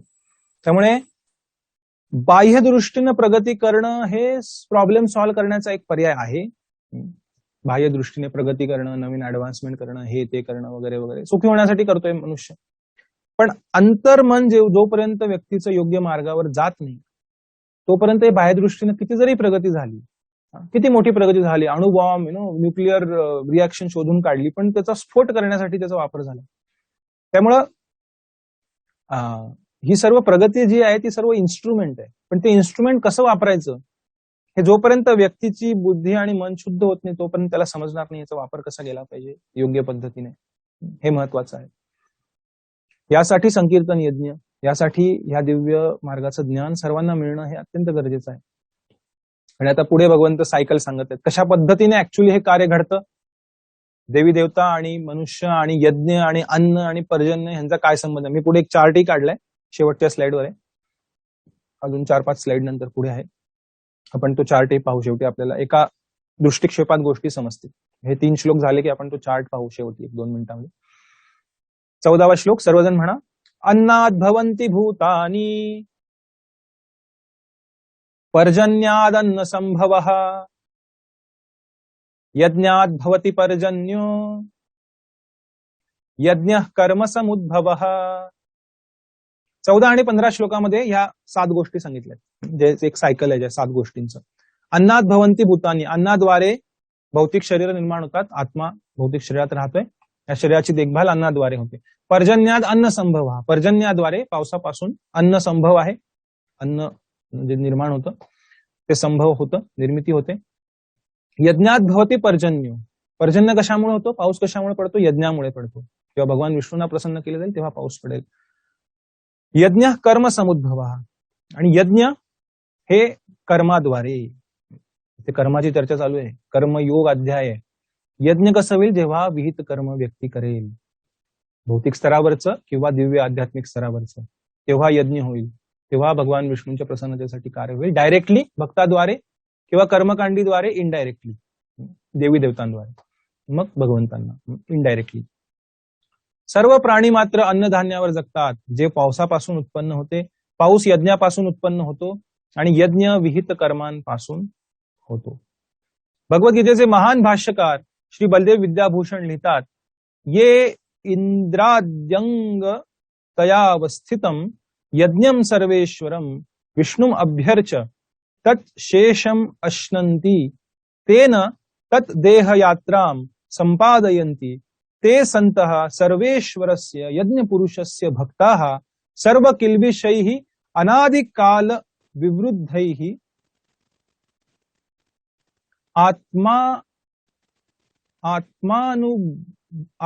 अनुभव प्रतिबंधनकैः निखिलैः पापैः विमुच्यन्ते. भगवान जे यज्ञ पुरुष किंवा सर्व यज्ञांचे भोक्ता म्हणून जाणले जातात, ते सर्व देवदेवतांचे अधिपती आहेत. ज्याप्रमाणे शरीराचे विविध अवयव पूर्ण शरीराची सेवा करतात, त्याप्रमाणे देवदेवता भगवंतांची सेवा करतात. इंद्र, चंद्र, वरुण यांसारख्या देवतांना भौतिक कार्याची व्यवस्था करण्यासाठी अधिकारी नेमण्यात आलेले आहे. वेद आपल्याला या देवतांना संतुष्ट करण्यासाठी यज्ञ करण्याचा आदेश देतात, जेणेकरून ते पुरेशा प्रमाणात अन्नधान्य निर्मिती करण्यास, पुरेशा प्रमाणात हवा, प्रकाश आणि पाणी पुरवठा करण्यास प्रसन्न होतील. जेव्हा श्रीकृष्णांची पूजा केली जाते तेव्हा त्यांच्या शरीराच्या विविध अवयवांप्रमाणे असणाऱ्या देवदेवतांची आपोआपच पूजा होते. म्हणून देवदेवतांची वेगळी पूजा करण्याची आवश्यकता नाही. यास्तव कृष्ण भावना भावित असणारे भगवत भक्त श्रीकृष्णांना अन्न अर्पण करून मगच ते ग्रहण करतात. या पद्धतीमुळे शरीराचे आध्यात्मिक दृष्ट्या योग्य पोषण होते. या कृतीमुळे केवळ शरीराची पूर्व पापकर्मेच नष्ट होतात असे नव्हे, तर शरीर हे भौतिक प्रकृतीच्या सर्व संसर्गापासून मुक्त होते. जेव्हा एखाद्या रोगाची साथ पसरते तेव्हा जंतुनाशक लस साथीच्या अशा हल्ल्यापासून मनुष्याचे रक्षण करते. त्याचप्रमाणे भगवान श्री विष्णू यांना अर्पिलेले आणि नंतर आपण ग्रहण केलेले अन्न आपल्याला भौतिक आसक्तीचा प्रतिकार करण्यास पुरेशा प्रमाणात समर्थ बनविते. जो अशा प्रकारचे आचरण करीत आहे त्याला भगवत भक्त म्हटले जाते. म्हणून जो कृष्ण भावना भावित व्यक्ती केवळ श्रीकृष्णांना अर्पण केलेले अन्न ग्रहण करतो, तो आत्मसाक्षात्काराच्या प्रगतीमध्ये अडथळेच असणाऱ्या पूर्वीच्या सर्व भौतिक संसर्गाच्या फळांचा प्रतिकार करू शकतो. जे काही अडथळे आहेत आपल्या आध्यात्मिक प्रगतीमध्ये त्याचा प्रतिकार करू शकू आपण जर भगवंतांना अर्पण केलेलं अन्न प्रसाद ग्रहण करू तर. या उलट जो असे करीत नाही त्याच्या पापकर्मांचा साठा वाढतच जातो आणि यामुळे त्याला डुक्कर आणि कुत्र्याप्रमाणे सर्व पापांचे फळ भोगण्यासाठी शरीर प्राप्त होते. भौतिक जग हे पूर्णपणे दोषांनी भरले आहे आणि जो भगवत प्रसाद ग्रहण करून प्रतिकार करण्यात समर्थ झाला आहे तो या दोषांच्या हल्ल्यापासून वाचतो, पण जो असे करीत नाही तो दोषांचे परिणाम भोगण्यास प्राप्त होतो. वास्तविकपणे अन्नधान्य आणि भाजीपाला हे खाण्यास योग्य पदार्थ आहेत. मनुष्य प्राणी विविध प्रकारचे अन्नधान्य, भाजीपाला, फळफळावळे इत्यादी ग्रहण करतात आणि प्राणी हे अन्नधान्य आणि भाजीपाल्यांचे अवशेष, गवत, वनस्पती इत्यादी ग्रहण करतात. जे लोक मांस खाण्याच्या आहारी गेलेले आहेत त्यांना सुद्धा वनस्पतीच्याच उत्पादनावर अवलंबून राहावे लागते, कारण पशुही वनस्पतीच खातात. खूप आजकाल एवढं प्रमाण वाढलेलं आहे मांसाहाराचं संपूर्ण पृथ्वीवरती की जी काही शेती केली जाते आणि अनेक ठिकाणी वन जंगल कापून शेती केली जाते त्या प्राण्यांना खाऊ घालण्यासाठी. एक स्टॅटिस्टिक नुसार 22 ते 23% फक्त शेती जी आहे 100% जी काही शेती जिथं कुठं मनुष्याद्वारे शेती केली जाते पृथ्वी तलावरती त्यातली 22% शेती फक्त ही शाकाहारी लोकांसाठी अन्न तयार करते. बाकी किती 78% जी आहे ती त्या प्राण्यांना खाऊ घालण्यासाठी तिथे शेती केली जाते, त्या प्राण्यांना धान्य किंवा चारा देण्यासाठी. आणि जेव्हा अशा पद्धतीने त्या शेतीमध्ये जेव्हा 10 किलोचं उत्पन्न होतं तेव्हा त्याद्वारे अर्धा किंवा 1 किलो मांस बनतो. तर त्या अर्थाने सुद्धा एक खूप इनएफिशियंट आहे, ज्याद्वारे खूप साऱ्या जागेवरती त्या जागेचा अपव्यय केला जातो. त्या जागेतच जर इतर गोष्टी लावण्यात आल्या तर आत्ताच्या पॉप्युलेशनचे 10 काय 20 पट लोकांना अन्न पुरवू शकेल एवढं. आणि अनेक कारण देतात लोक की पॉप्युलेशन वाढते प्राण्यांचं, कुणाचं पॉप्युलेशन नाही वाढत आहे. अशा अनेक प्राणी ज्यांना मारलं जात नाही खाण्यासाठी त्यांचं पॉप्युलेशन कुठं वाढतंय. निसर्गानं सिस्टीम बनवलेली त्या पद्धतीने तुम्ही वाढवताय पॉप्युलेशन आर्टिफिशियली. त्यांचं आर्टिफिशियली ब्रीडिंग करून त्यांना झोपू देत नाहीत प्राण्यांना. अनेक ठिकाणी रात्र रात्र लाईट लावून त्या कोंबड्यांना बकऱ्यांना वाढवलं जातं आर्टिफिशियली आणि मग कॅन्सरस सेल निर्माण होतात. तर सगळं खूप क्लिष्ट झालेलं आहे, विचित्र प्रकार झालेला आहे सगळा. पण एका या छोट्याशा अवयवाच्या चोचल्याकरिता आणि मग तथाकथित कारण बनवतात, मग हे नाही त्याच्यात प्रोटीन नाही आणि हे नाही ते नाही. भरपूर लोक खूप छान जगलेले मांस न खाता, पण या निसर्गाचा सुद्धा समतोल बिघडवण्यामध्ये जे ग्रीन हाऊस गॅसेस वगैरे खूप मोठे त्याची कारण आहेत, 100 कारण आहेत, ज्याद्वारे खूप सारे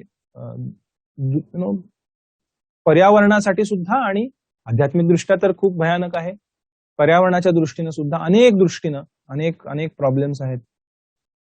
जे लोक मांस खाण्याच्या आहारी गेलेले आहेत त्यांना सुद्धा वनस्पतीच्याच उत्पादनावर अवलंबून राहावे लागते, कारण पशु ही वनस्पतीच खातात. म्हणून सरतेशेवटी आपल्याला मोठमोठ्या कारखान्यांच्या उत्पादनावर नव्हे तर शेतीच्या उत्पादनावरच अवलंबून राहावे लागते. शेतीचे उत्पादन हे पुरेशा प्रमाणात पाऊस झाल्यामुळे होते. या पावसाचे नियंत्रण इंद्र, चंद्र व सूर्य इत्यादी देवतांद्वारे केले जाते आणि या सर्व देवता भगवंतांचे सेवक आहेत. भगवंतांना यज्ञाद्वारेच संतुष्ट करता येते, म्हणून जो यज्ञ करीत नाही तो स्वतःच टंचाईग्रस्त होईल. हा प्रकृतीचा नियमच आहे. म्हणून या युगासाठी सांगण्यात आलेला यज्ञ, विशेष करून संकीर्तन यज्ञ, हरे कृष्ण महामंत्राचा जप, हा आपण निदान अन्नधान्याच्या टंचाईपासून वाचण्यासाठी तरी करणे अत्यावश्यक आहे. प्रभुपाद या स्तरावर येऊन सांगतो अन्नधान्य मिळावं म्हणून तरी जप कर.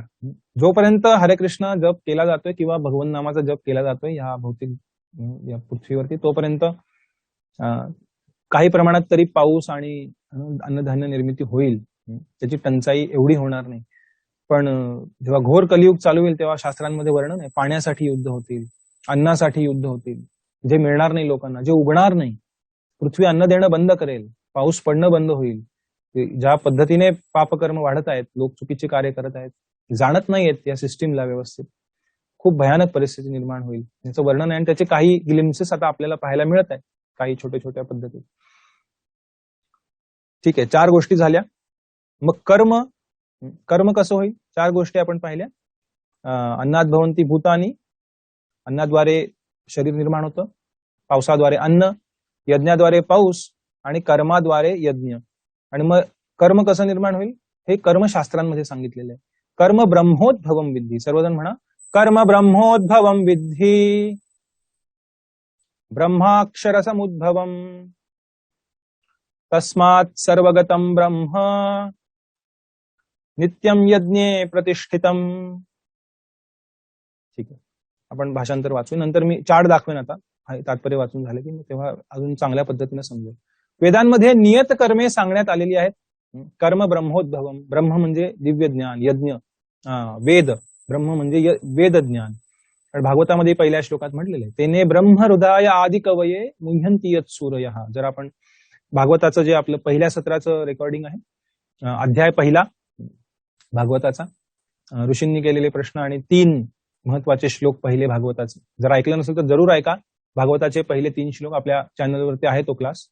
खूप महत्वाचे पहिले 3 श्लोक भागवताचे. त्यामध्ये सुद्धा ब्रह्म शब्द आलेला आहे.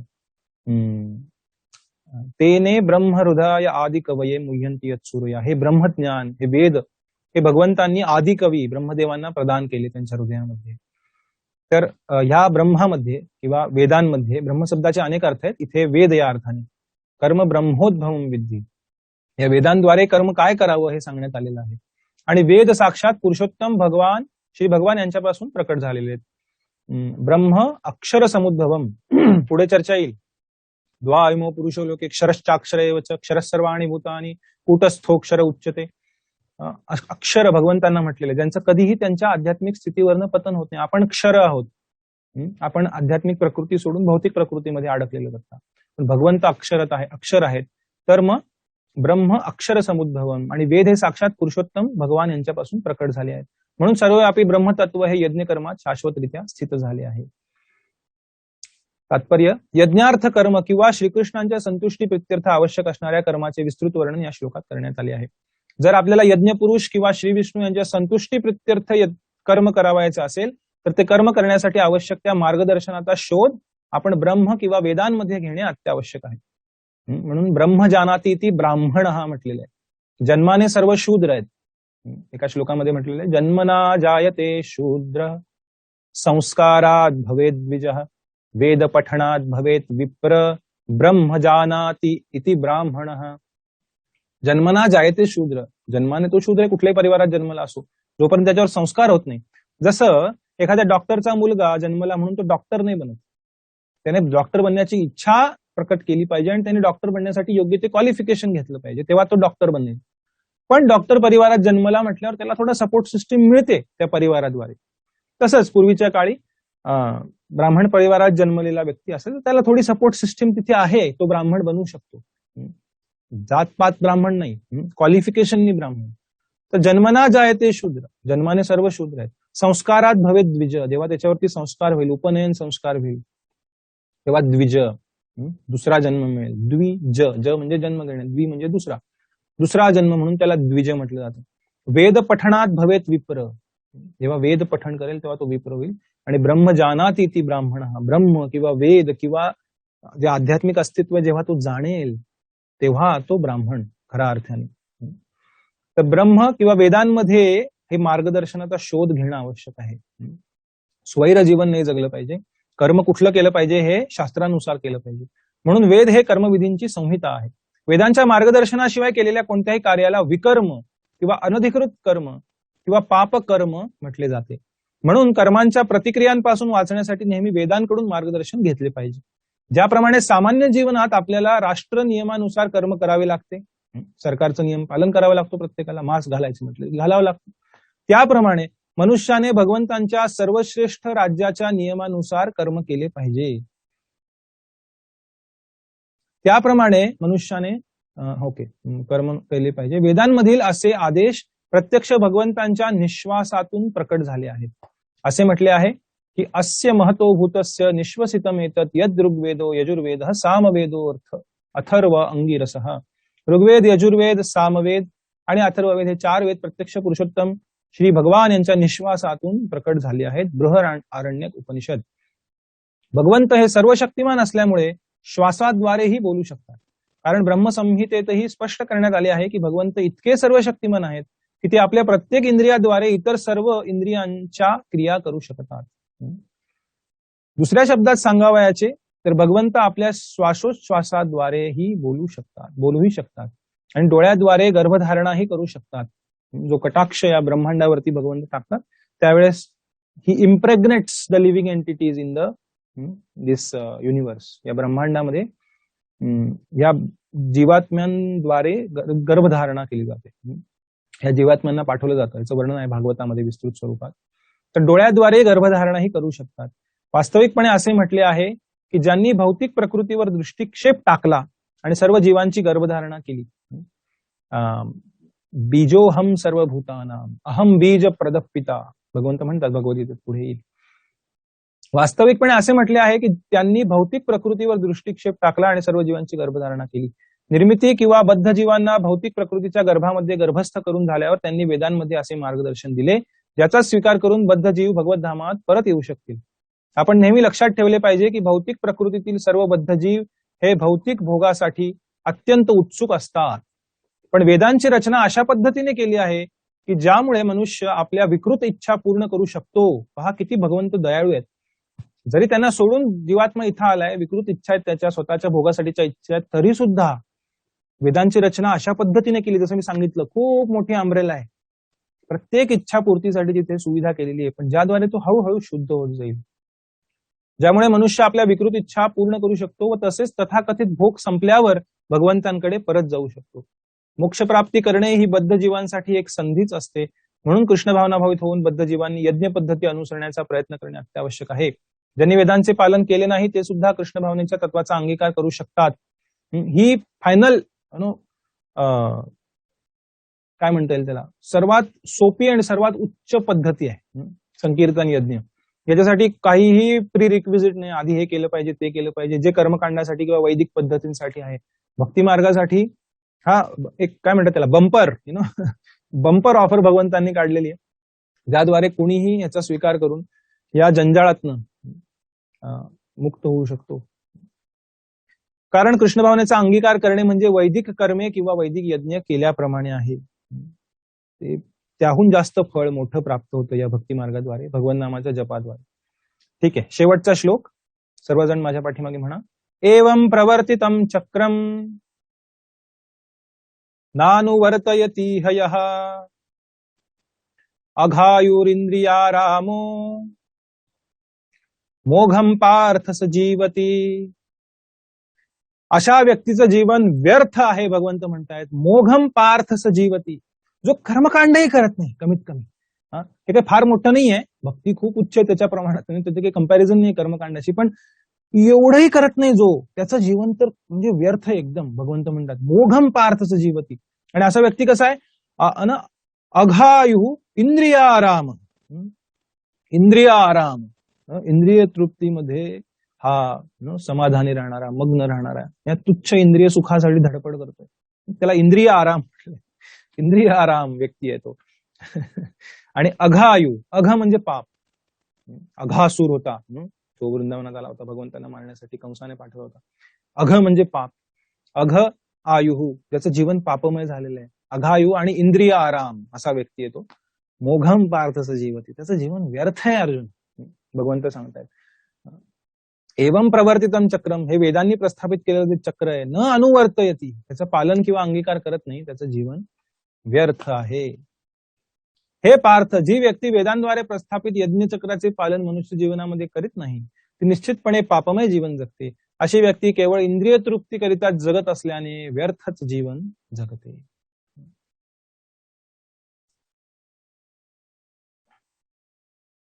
तात्पर्य, खूप सुंदर तात्पर्य आहे प्रभुपादांचं.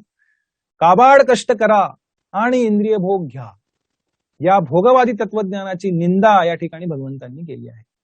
म्हणून ज्यांना या भौतिक जगाचा भोग घ्यावयाचा आहे त्यांच्यासाठी उपरयुक्त यज्ञचक्राचे पालन करणे अत्यावश्यक आहे. म्हणजे जरी इथं जरी सुखी राहायचं असेल ना, खऱ्या अर्थाने सुख प्राप्त करायचं असेल या जगातलं सुद्धा, तरी वर सांगितलेले चक्र पालन करा हे भगवंत सांगत आहेत. जो अशा नियमांचे पालन करीत नाही तो अधिकाधिक पापी होत गेल्याने अत्यंत संकटपूर्ण जीवन जगत असतो, जे आताचा समाज जगतोय.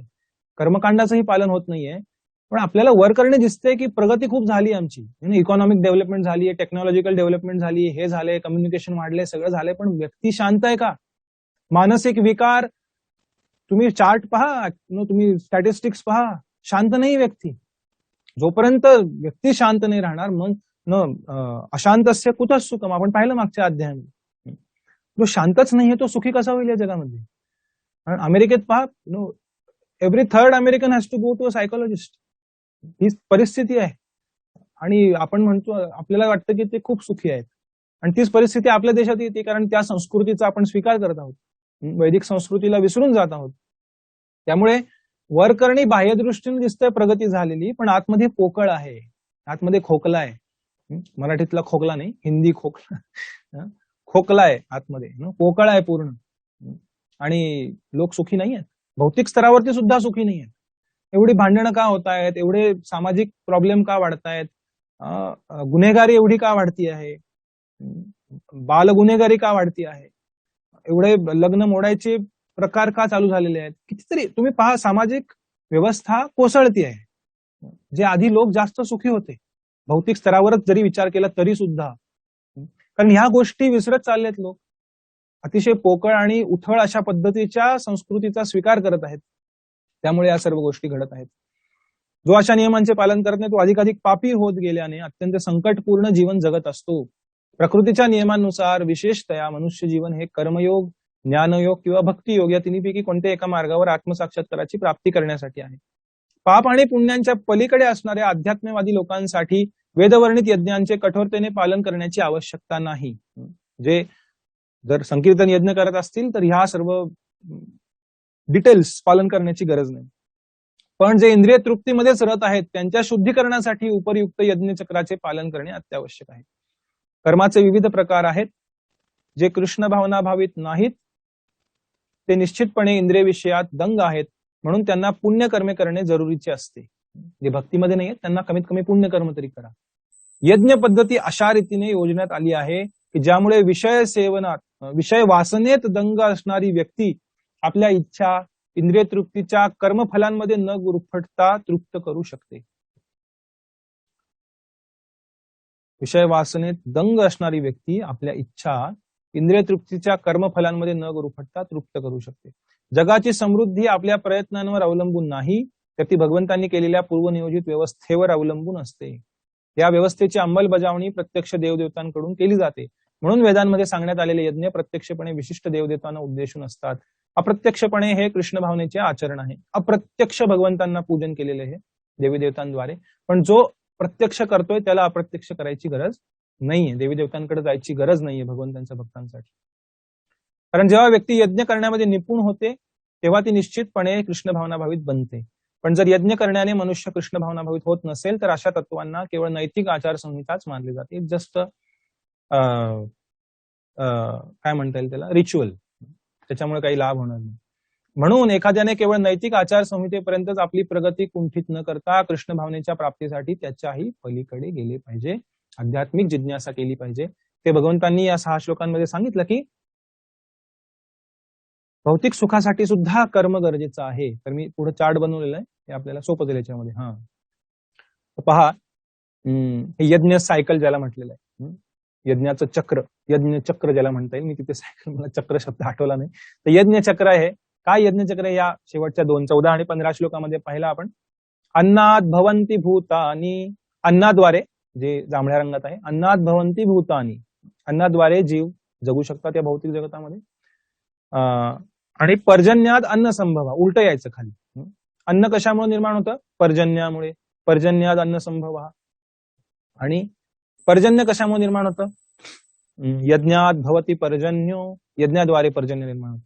आणि यज्ञ कर्म समुद्भव, जर नियत कर्म केलं व्यक्तीने तेव्हा यज्ञ होईल, भगवंत प्रसन्न होतील, देवी देवता प्रसन्न होतील.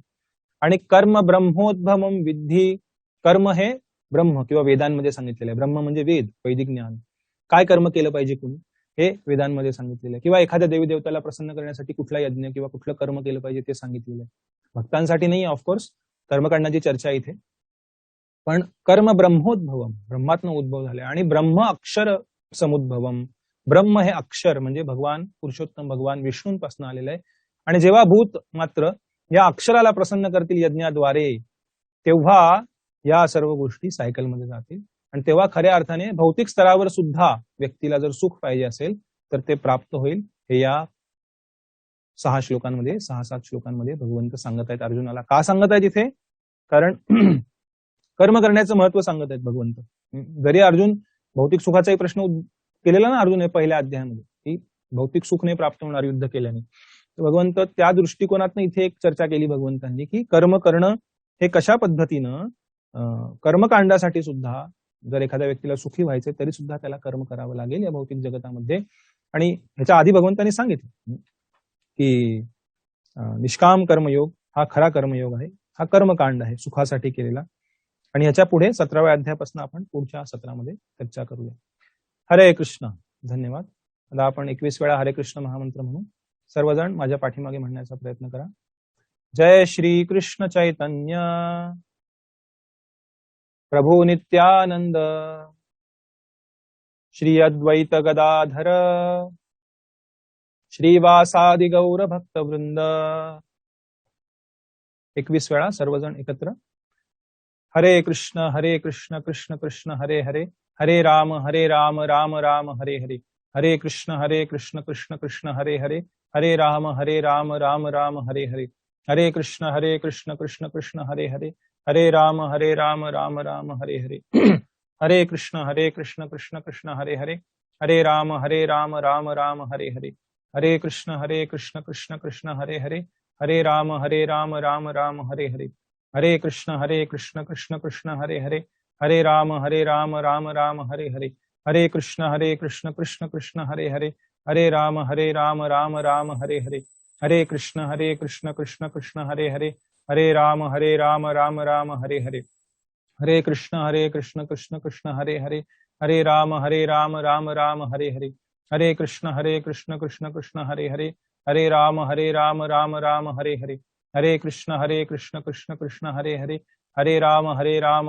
राम हरे हरे, हरे कृष्ण कृष्ण कृष्ण हरे हरे, हरे राम राम राम हरे हरे, हरे कृष्ण कृष्ण कृष्ण हरे हरे, हरे राम राम राम हरे हरे, हरे कृष्ण कृष्ण कृष्ण हरे हरे, हरे राम राम राम हरे हरे, हरे कृष्ण कृष्ण कृष्ण हरे हरे, हरे राम राम राम हरे हरे, हरे कृष्ण कृष्ण कृष्ण हरे हरे, हरे राम राम राम हरे हरे, हरे कृष्ण कृष्ण कृष्ण हरे हरे, हरे राम राम राम हरे हरे, हरे कृष्ण कृष्ण कृष्ण हरे हरे, हरे राम राम राम हरे हरे, हरे कृष्ण कृष्ण कृष्ण हरे हरे, हरे राम राम राम हरे हरे, हरे कृष्ण कृष्ण कृष्ण हरे हरे, हरे राम राम राम हरे हरे, हरे कृष्ण कृष्ण कृष्ण हरे हरे, हरे राम राम राम हरे हरे.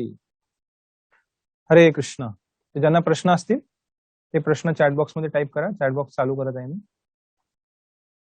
आपण प्रश्नोत्तरांची थोडा वेळ चर्चा करू आणि मग आपल्या सत्राला विराम देऊ.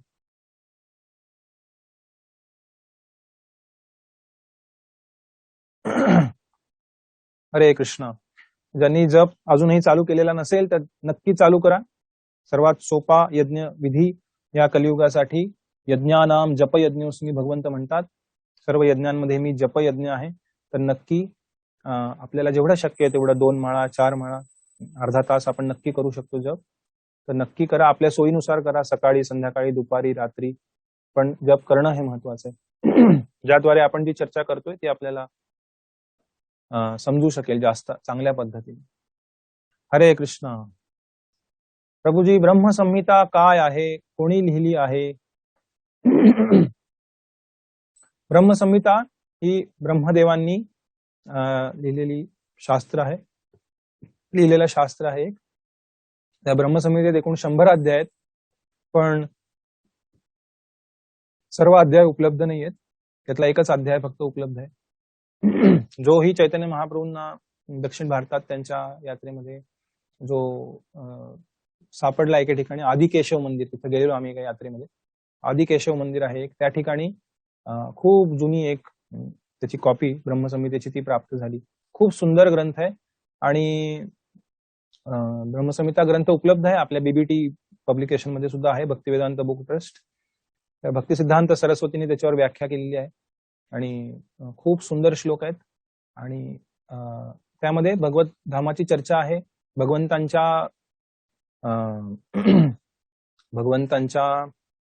काय म्हणता येईल त्याला,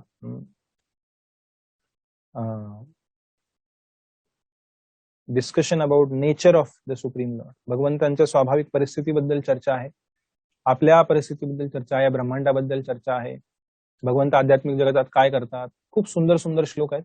आपण युट्यूबवरही सर्च करू शकता, ब्रह्मसंहिता गायलेली सुद्धा आहे खूप सुंदर भक्तांनी, ते सुद्धा उपलब्ध आहे. पण आपण ग्रंथ वाचू शकता, अर्थ वाचू शकता, त्याचे अर्थ खूप सुंदर आहेत आणि खूप साऱ्या दिव्य तत्वज्ञान त्यामध्ये ब्रह्मदेवांनी प्रकट केलेलं आहे. तर हाही ग्रंथ ह्यातही खूप विस्तृत स्वरूपात चर्चा करण्यात आली. घरात नॉनव्हेज बनत असेल त्या दिवशी आपण देवाला नैवेद्य दाखवू शकतो का? कृपया सांगावे प्रभूजी. हरे कृष्ण. तर भगवंतांना ज्या गोष्टी आपण अर्पण करू शकतो त्या गोष्टी जर आपण बनवू शकलो तर आपण भगवंतांना अर्पण करू शकतो. पण त्या गोष्टी इतर गोष्टींद्वारे अपवित्र होणार नाही त्याची आपण काळजी घेतली पाहिजे आणि त्याद्वारे आपण भगवंतांच्या फोटोला किंवा घरामध्ये जर असतील त्यांना अर्पण करू शकतो. ऑफकोर्स नॉनव्हेज अर्पण करू शकत नाही, भगवंत त्याचा स्वीकार करत नाही. नॉनव्हेज काय, भगवंत कांदा लसूण किंवा चहा कॉफी या गोष्टींचाही स्वीकार करत नाही, म्हणून भक्त त्या स्वीकार नाही करत. सोपी गोष्ट आहे. मागे हे प्रश्न आले होते, आपण तेव्हा चर्चा केली.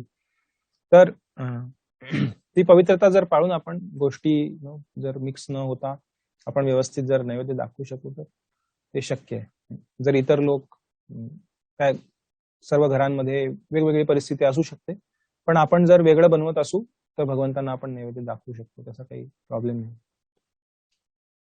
पण आपल्या पद्धतीने आपण त्याला पवित्र ठेवण्याचा प्रयत्न केला पाहिजे आणि आपला भाव महत्वाचा आहे. आपण ज्या भावनेने भगवंतांसाठी बनवत आहोत भगवंत त्याचा स्वीकार करतील. कारण ह्या निसर्गामध्ये, कारण या आधी काही म्हटलेलं आहे का?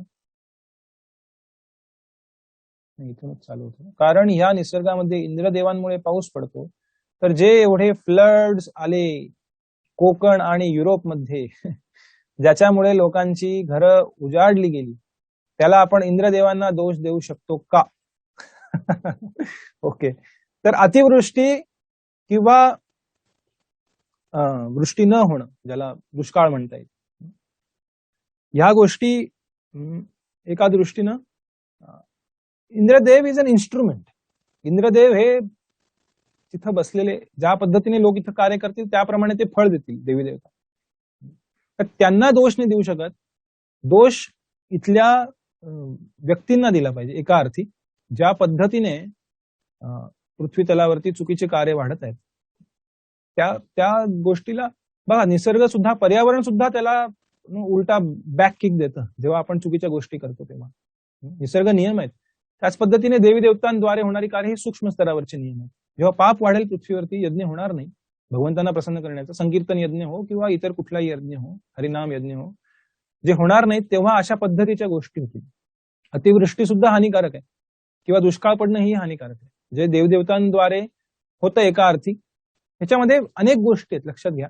जेव्हा फक्त पापकर्मही नाहीये, कारण भौतिक जगाचा हा स्वभावही आहे. भौतिक जगच तसं बनलेलं आहे, ज्याद्वारे इथे 3 प्रकारचे क्लेश आहेत, अधिदैविक, अधिभौतिक, आध्यात्मिक. 4 समस्या आहेत, जन्म, मृत्यू, जरा, व्याधी. पुढे भगवद्गीतेत होईल चर्चा याची. तर 3 क्लेश आहेत. अधिभौतिक म्हणजे इतर जीवात्म्यांद्वारे येणारे क्लेश, आध्यात्मिक आपल्या मन आणि शरीराद्वारे येणारे क्लेश, आणि अधिदैविक म्हणजे देवी देवतांद्वारे किंवा निसर्गाद्वारे होणारे क्लेश. मग ह्याच्यासाठी जबाबदार कोण? आपण. प्रत्येक सुख किंवा दुःख जे येते आपल्या जीवनामध्ये ते आपण जबाबदार आहोत. फक्त काही एक्सेप्शन सोडले तर शास्त्रांमध्ये वर्णन आहे की एखादा व्यक्ती दुसऱ्याच्या कर्मावरती ट्रॅम्पल करू शकतो. जसं एखादा अतिरेकी आला आणि त्याने गोळ्या मारल्या, धड धड धड धड, अनेक लोकांना मारून टाकले. काही लोक तेव्हा मरण अपेक्षित नसेलही, पण काही अंशी एखादा व्यक्ती दुसऱ्या व्यक्तीच्या कर्मामध्ये ढवळाढवळ काही अंशी शक्य आहे, पण त्याला जे त्याचं मिस झालं ते पुढे प्राप्त होईल असंही अनेक आचार्य सांगतात की काही अंशी, खूप कमी प्रमाणात ही, कारण प्रत्येकाला फ्री विल दिलेली आहे, ती फ्री विल सुद्धा एका अंशी व्यक्ती प्रकट करू शकतो. पण जिथं भगवंतांचं प्रोटेक्शन आहे तिथे अशा गोष्टी घडू शकत नाहीत. जसं प्रल्हाद महाराजांच्या परिस्थितीमध्ये हिरण्यकशिपूने इतके प्रयत्न केले मारण्याचे, पण ते मारू नाही शकला, एवढा शक्तिशाली असून सुद्धा. तर ह्याच्यामध्ये अनेक गोष्टी इन्व्हॉल्ड आहेत, फक्त एकच गोष्ट नाहीये, कारण हे जग कॉम्प्लिकेटेड आहे खूप. आपण पाहिलं कर्म गहना कर्मणो गती, कर्माची गती गहन आहे, 7व्या अध्यायामध्ये माझ्या मते श्लोक आहे. तर अशा पद्धतीने आपण समजून घेतलं पाहिजे. त्यामुळे जेव्हा अशा पद्धतीचे कष्ट येतात, समस्या येतात, तेव्हा आपण एक लक्षात घेतलं पाहिजे, त्याचा अनेक दृष्टीने विचार केला गेला पाहिजे. एक तर जे लोक कष्ट सहन करत आहेत त्यांच्या कर्मामध्ये सुद्धा ह्या गोष्टी त्याशिवाय घडणार नाहीत.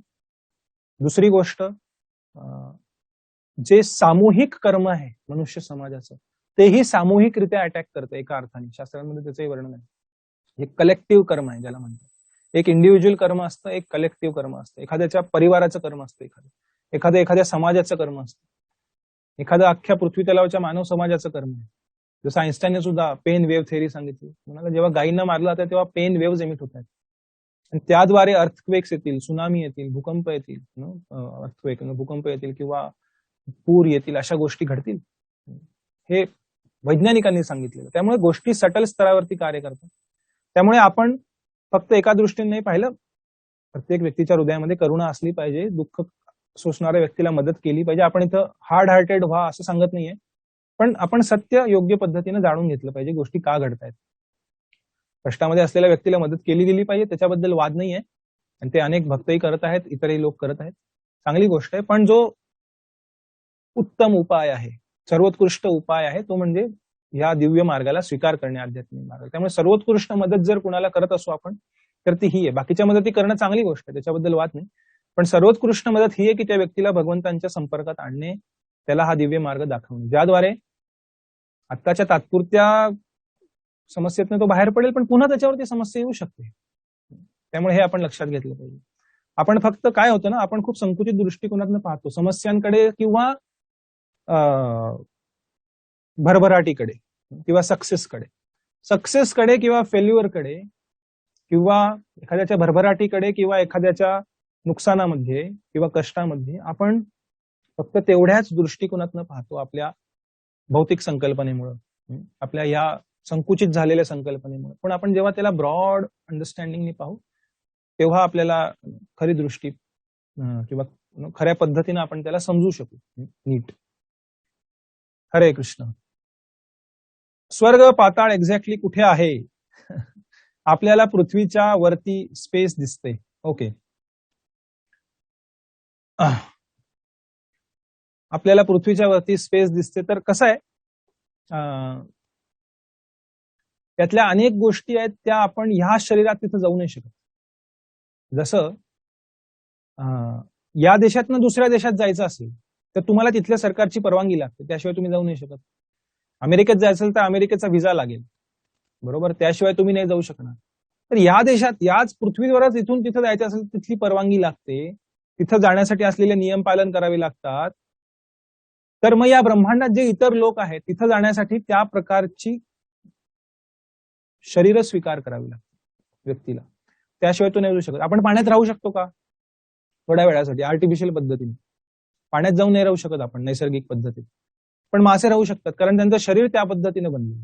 आपण जमिनीवर राहणार आहे, हवेच्या सागरात राहणार आहे. आपण हवेच्या सागरात राहतोय. आपण जे राहतोय तो हवेचा समुद्र आहे. आपण हवेच्या समुद्राच्या तळाशी राहतोय. हा समुद्र आहे 12-15 किलोमीटरचं जे काही आहे ते. तर आपण हवेच्या समुद्राच्या तळाशी राहतो. आपण हवेच्या समुद्रात राहतो. ते जलचर आहेत ते पाण्याच्या समुद्रात राहतात. तर त्या पद्धतीने या पृथ्वीवर सुद्धा आपल्याला इथून तिथं जायचं असेल तर आपल्याला त्याप्रमाणे अडॉप्ट करावं लागतं शरीर.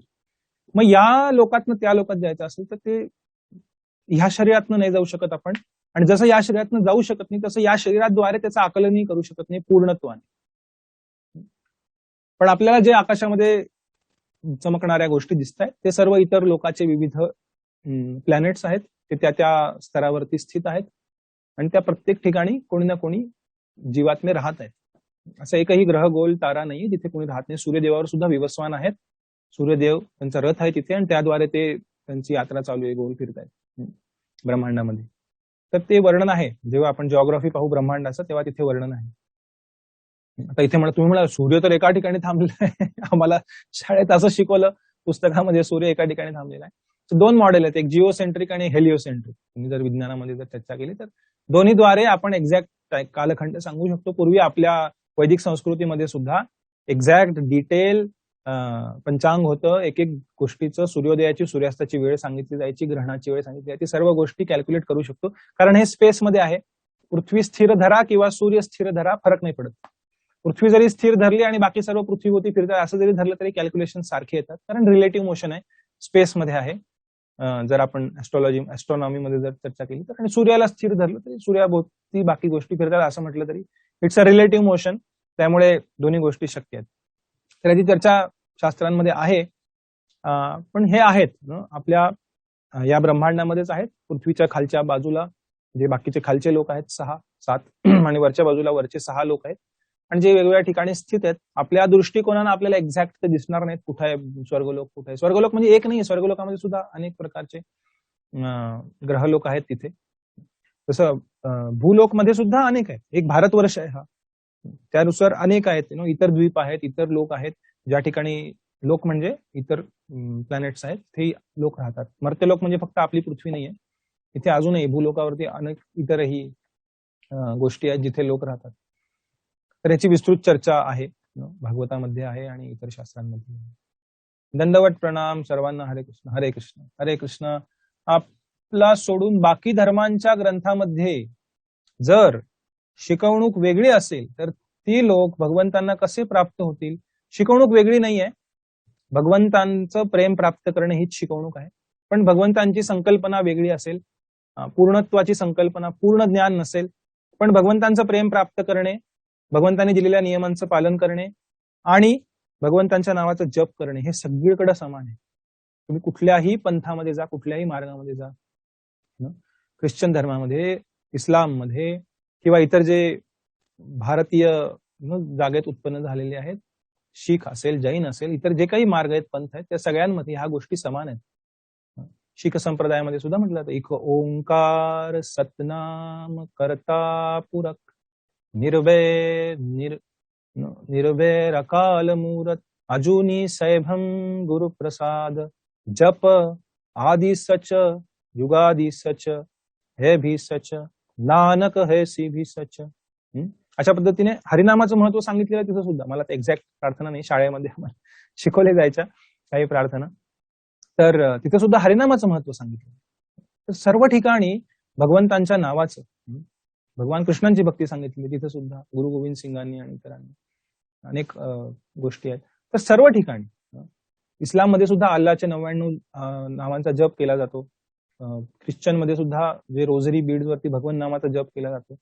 तर ज्ञान पूर्ण नसेल, वैदिक अंब्रेलामध्ये नसेल, पण तिथे सुद्धा व्यक्तीच्या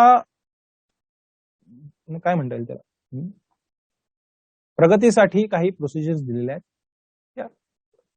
कम्प्लीट नॉलेज नसेल कदाचित, पण ज्ञान आहे ज्याद्वारे व्यक्ती थोडा पुढे सरकेल. पण वैदिक संस्कृतीमध्ये त्याची झटपट प्रगती होईल. तर अनेक बाहेरच्या देशातील लोकही आज या गोष्टींचा स्वीकार करतायत, योगाचा स्वीकार करतायत, भगवद्गीतेचा स्वीकार करत आहेत, आणि ज्याद्वारे ते या दिव्य मार्गाकडे येत आहेत. यामध्ये संपूर्ण डिटेल अंडरस्टँडिंग. त्यांना फक्त गॉड इज ग्रेट माहिती, पण how God is great, details काय, भगवंत कुठे राहतात, कसे दिसतात, आध्यात्मिक जगताचं वर्णन काय, या गोष्टींची कल्पना विस्तृत स्वरूपात नाहीये, जी आपल्या शास्त्रांमध्ये दिलेली आहे. धन्यवाद. हरे कृष्ण. कृष्ण समजावून सांगा. कृष्ण समजावून सांगा म्हणजे तुम्ही परत लिहा, प्रश्न समजला नाही. जरी खरं असलं तरी आपल्याला सारखं छोट समजणं बरोबर आहे का? जरी खरं असलं तरी आपल्याला सारखं छोटं समजणं बरोबर आहे का? नाही, आपल्याला छोटं नाही समजलं पाहिजे. जीवात्म्याकडे एवढी शक्ती आहे. ब्रह्मांडे तारिते शक्ती धरे जने जने. ब्रह्मांड तारण्याची शक्ती एकेका भक्ताकडे भगवंतांची. त्यामुळे आपण आपल्याला छोटं समजत नाहीये. आपली जी धारणा आहे की मी हे शरीर आहे आणि मी या भौतिक प्रकृतीमध्ये सुख भोगण्याचा प्रयत्न करत आहे आणि ते मी प्राप्त करू शकेल, ही धारणा ही छोटी आहे. Actually we are underestimating our self. खऱ्या अर्थाने आपण आपल्याला छोटं समजतो या भौतिक भावनेने. जेव्हा आपण आपलं खरं स्वरूप जाणू, आपण भगवंतांचे भक्त आहोत, आध्यात्मिक व्यक्ती आहोत, त्या जीवात्म्याकडे किती शक्ती आहे. ब्रह्मदेव बनवू शकतो तो. एखाद्याला या देशाचा पंतप्रधान बनायचंय किंवा एखादा नगरसेवक बनायचंय, ही is underestimating his potential. Brahmadev सुद्धा आपल्याप्रमाणे जीव आहेत, त्या जागेवर बसलेले आहेत, अख्ख्या ब्रह्मांडाचे मॅनेजर आहेत. व्हॉट इज मोर काय म्हणता येईल त्याला, व्हॉट इज मोर काय म्हणता येईल त्याला, ह्याच्याहून अजून कुठला, व्हॉट यू कॉल इट, एक पर्टिक्युलर शब्द आहे मला आठवत नाही. What is more ambitious than this. कुठं छोटं म्हणतोय आपण. ब्रह्मांड तारिते भक्ती जने शक्ती जने जने, आणि ब्रह्मदेव बनवू शकतो व्यक्ती, आणि आध्यात्मिक जगात गेल्यावर तर then he is so happy. एवढा आनंद प्राप्त करण्याची शक्ती जीवात्म्याकडे. आपण छोटं कधी समजतोय आपल्याला, जेव्हा आपण या अज्ञानामध्ये आहे, तेव्हा व्यक्ती स्वतःचं खरं पोटेन्शियल विसरून स्वतःला छोटं समजते. जो विहिरीतला बेडूक आहे तो स्वतःला बेडूक समजतो, त्याला बेडूक नाव आपण दिलं ऑफकोर्स. तो स्वतःला ते शरीर समजतोय, आणि त्याच्या जीवनाचं ध्येय काय, किडे खाणे तलावातले किंवा विहिरीतले. He is underestimating his capacity. He is also like us. He can become a human being. He can become Brahmadev. He can go back to Godhead. He can enjoy with the supreme lord eternally.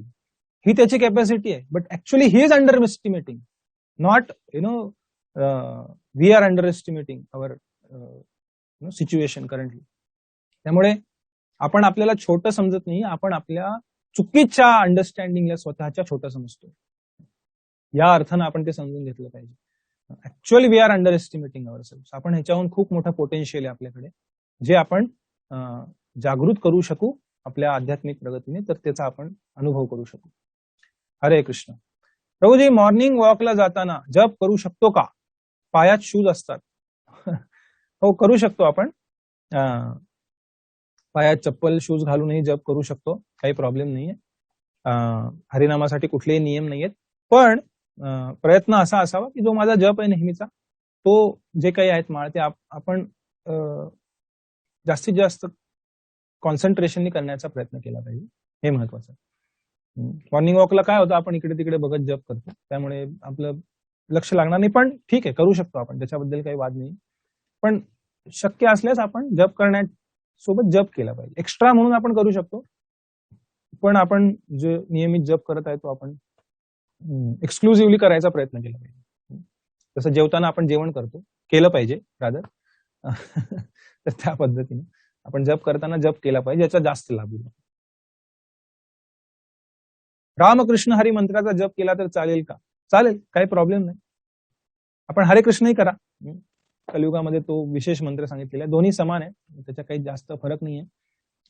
पण इथे विशेष speciality आहे हरे कृष्ण महामंत्राची, ती पुढे सांगेन मी काय आहे ती. आता आपल्या बेसिक्स चर्चा चालू आहे, पुढे गेल्यानंतर आपल्याला त्याचं विशेष सांगेन. रामकृष्ण हरी हाही सिद्ध मंत्र आहे, खूप महान मंत्र आहे. ओम नमो भगवते वासुदेवा हे सुंदर मंत्र आहे. पण विशेषत्व आहे एक हरे कृष्ण महामंत्राचं, जे पुढे आपण चर्चा करू. त्यामुळे आपण रामकृष्ण हरी करत असाल तर तोही करा, हरे कृष्ण महामंत्रही करा, त्यासोबत 1 माळ 2 माळ आपण करू शकता ऍड. हरे कृष्ण प्रभूजी. 5 मुक्ती कोणत्या, काय फरक आहे, कृपया ते विस्तृत करा. सालोक्य सार्ष्टी सामिप्य, सालोक्य सार्ष्टी सामिप्य, सालोक्य सार्ष्टी सामिप्य, सालोक्य सार्ष्टी सामिप्य. अजून कुठली राहिली चौथी? सार्ष्टी सामिप्य सारूप्य.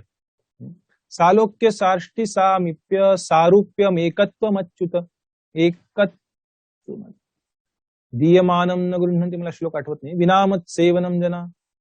तर हे 5 मुक्ती आहेत. सालोक्य, भगवंतांच्या लोकांमध्ये राहणे. सालोक्य सार्ष्टी, भगवंतांप्रमाणे ऑप्युलन्स, वैभव, ऐश्वर्य प्राप्त करणे. सालोक्य सार्ष्टी सामिप्य, भगवंतांच्या समीप जाणे. आणि सारूप्य, भगवंतांप्रमाणे रूप प्राप्त करणे. जसं वैकुंठ लोकांमध्ये सर्व विष्णुदूत जे आहेत किंवा वैकुंठ रहिवासी आहेत, ते चतुर्भुज असतात विष्णूंप्रमाणे. त्यांनाही 4 हात असतात, विष्णूंप्रमाणेच दिसतात. आपल्याला समजणारे नाही हे विष्णू आहेत हे विष्णू, पण काही विशेष गोष्टी आहेत भगवंतांमध्ये, त्यांच्याप्रमाणे दिसतात ते. सामिप्य, सारूप्य.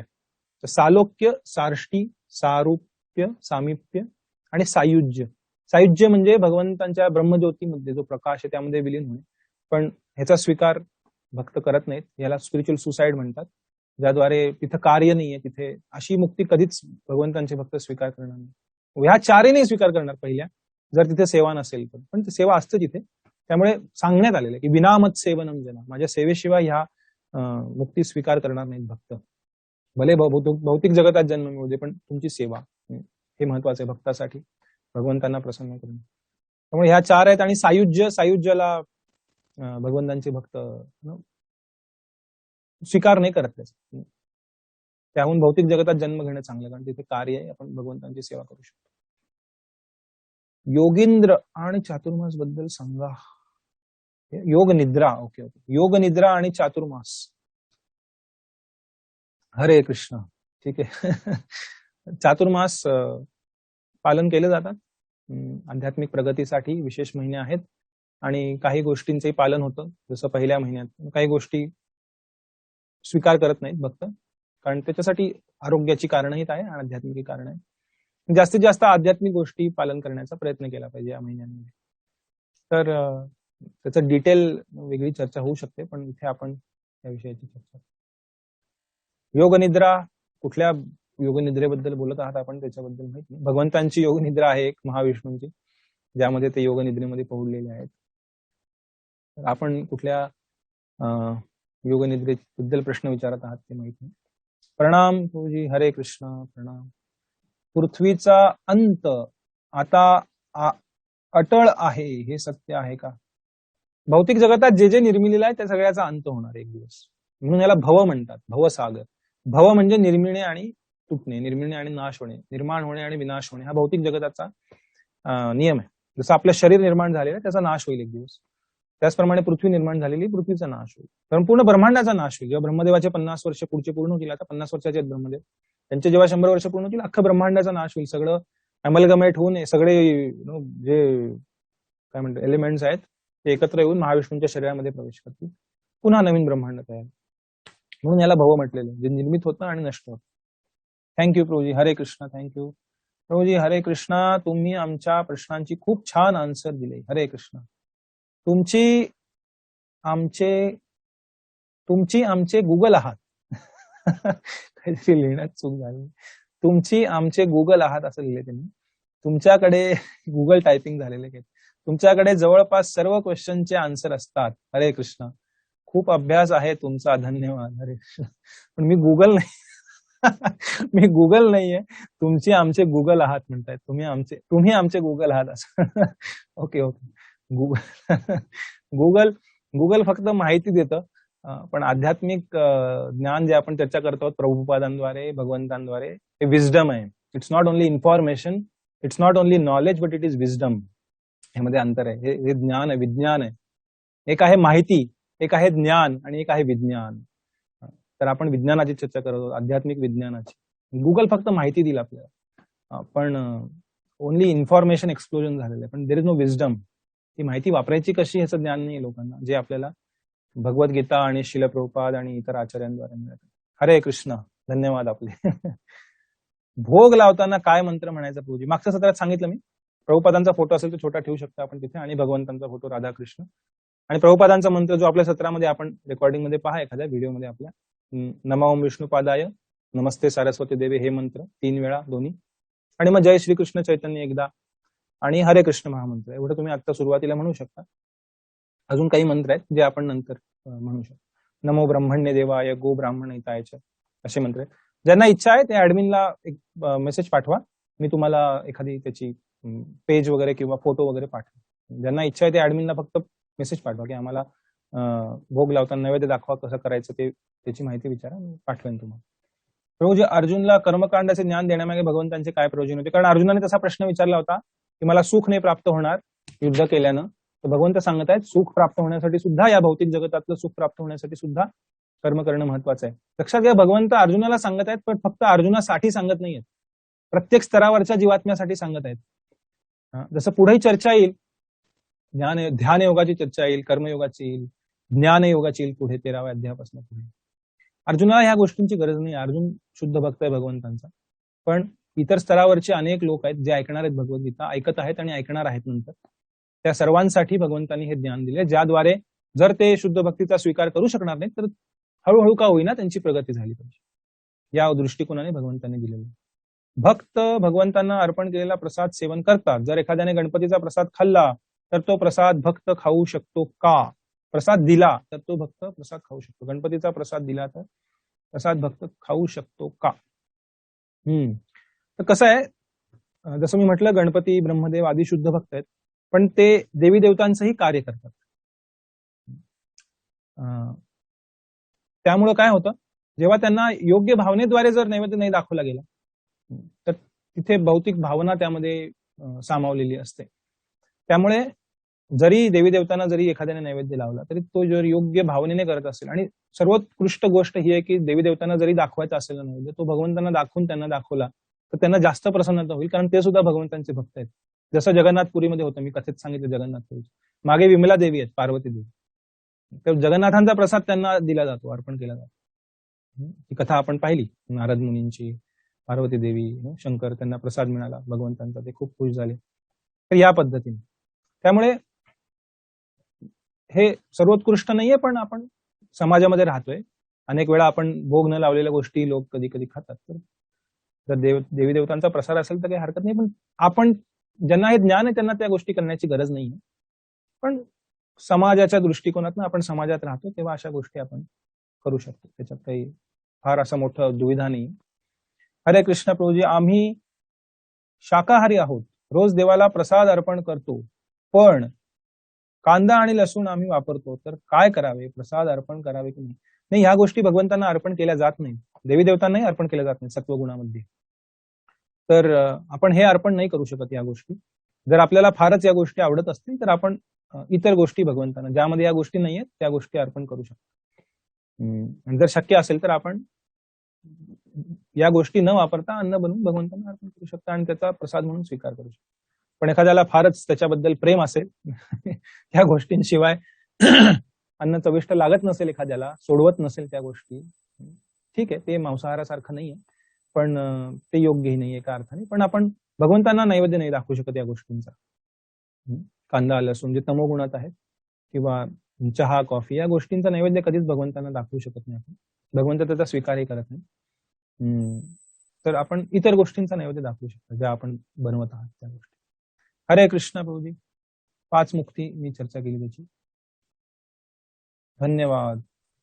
भोग किती वेळ ठेवायचा असतो? नैवेद्य दाखवतो भगवंतांना आपण, 5 मिनिटं आपण ठेवू शकतो भगवंतांसमोर, वेळ लावून. मंत्र म्हणा, तुळशी त्याच्यावरती अर्पण केली पाहिजे भगवंतांना, आपण नैवेद्य दाखवतो त्याच्यावरती, आणि प्रार्थना म्हणून आपण तिथे 5 मिनिटं भगवंतांसमोर ठेवू शकतो. आणि त्यानंतर आपण ते भगवंतांना प्रार्थना करून काढून घेऊ शकतो, आणि मग आपण त्याचा स्वीकार करू शकतो. शक्य असल्यास भगवंतांसाठी वेगळी थाळी आपण घरामध्ये ठेवू शकतो, ज्यामध्ये भगवंतांना नैवेद्य लावू शकतो, आणि नंतर त्या थाळीतनं काढून इतर भांड्यांमध्ये आपण ट्रान्सफर करून ती थाळी धुवून वेगळी ठेवू शकतो. ती फक्त भगवंतासाठी वापरू शकतो. ती सर्वोत्कृष्ट पद्धत आहे. जर शक्य असेल तर चांगली पद्धत आहे, जी आपण वेगळी एक प्लेट भगवंतांसाठी ठेवू शकतो, जी आपण उष्टी करणार नाही आपल्या खाण्याने. एक ताट, एक वाटी, एक ग्लास भगवंतांसाठी, पाणी त्याच्यामध्ये, जसं आपण जेवण करतो ना त्या भावनेने भगवंतांना दिलं पाहिजे. आपण पेला घेऊन पाण्याचं बसतो सोबत, किंवा एखाद्या ग्लासमध्ये पाणी घेऊ, आपण वाटीमध्ये इतर सर्व पदार्थ, असं चांगलं व्यवस्थित भगवंतांसाठी आपण अर्पण करू शकतो. आणि 5 मिनिटं भगवंतांसमोर ठेवून त्यानंतर आपण ते भगवंतांना प्रार्थना करून स्वीकार करू शकतो. प्रभूजी, हे युद्ध कुठे तरी सामान्य जणांसाठी पण एक युद्धच आहे का? कुठले युद्ध? युद्ध कुठे न कुठेतरी सामान्य जणांसाठी पण एक युद्धच आहे का? आणि मला समजलं नाही, कुठलं युद्ध? कुरुक्षेत्राचं युद्ध म्हणत आहात की कुठलं युद्ध म्हणत आहात? प्रभूजी, तुम्ही म्हणाल्याप्रमाणे मॉर्निंग पूजा करताना मनात काय भाव ठेवून पूजा करायची?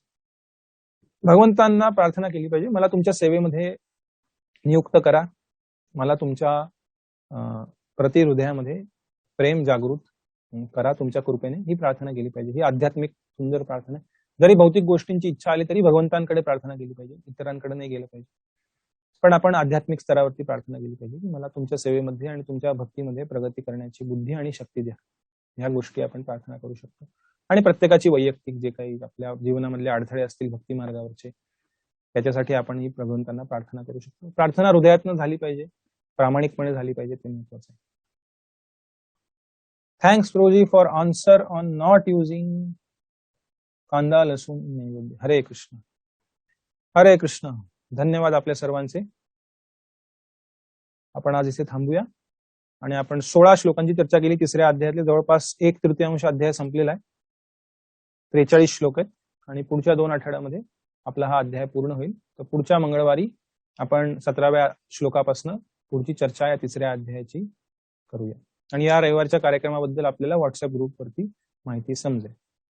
हरे कृष्ण. आपल्या सर्वांचे खूप धन्यवाद. ग्रंथराज श्रीमद भगवद्गीता की जय. जगद्गुरु श्रील प्रभुपाद की जय.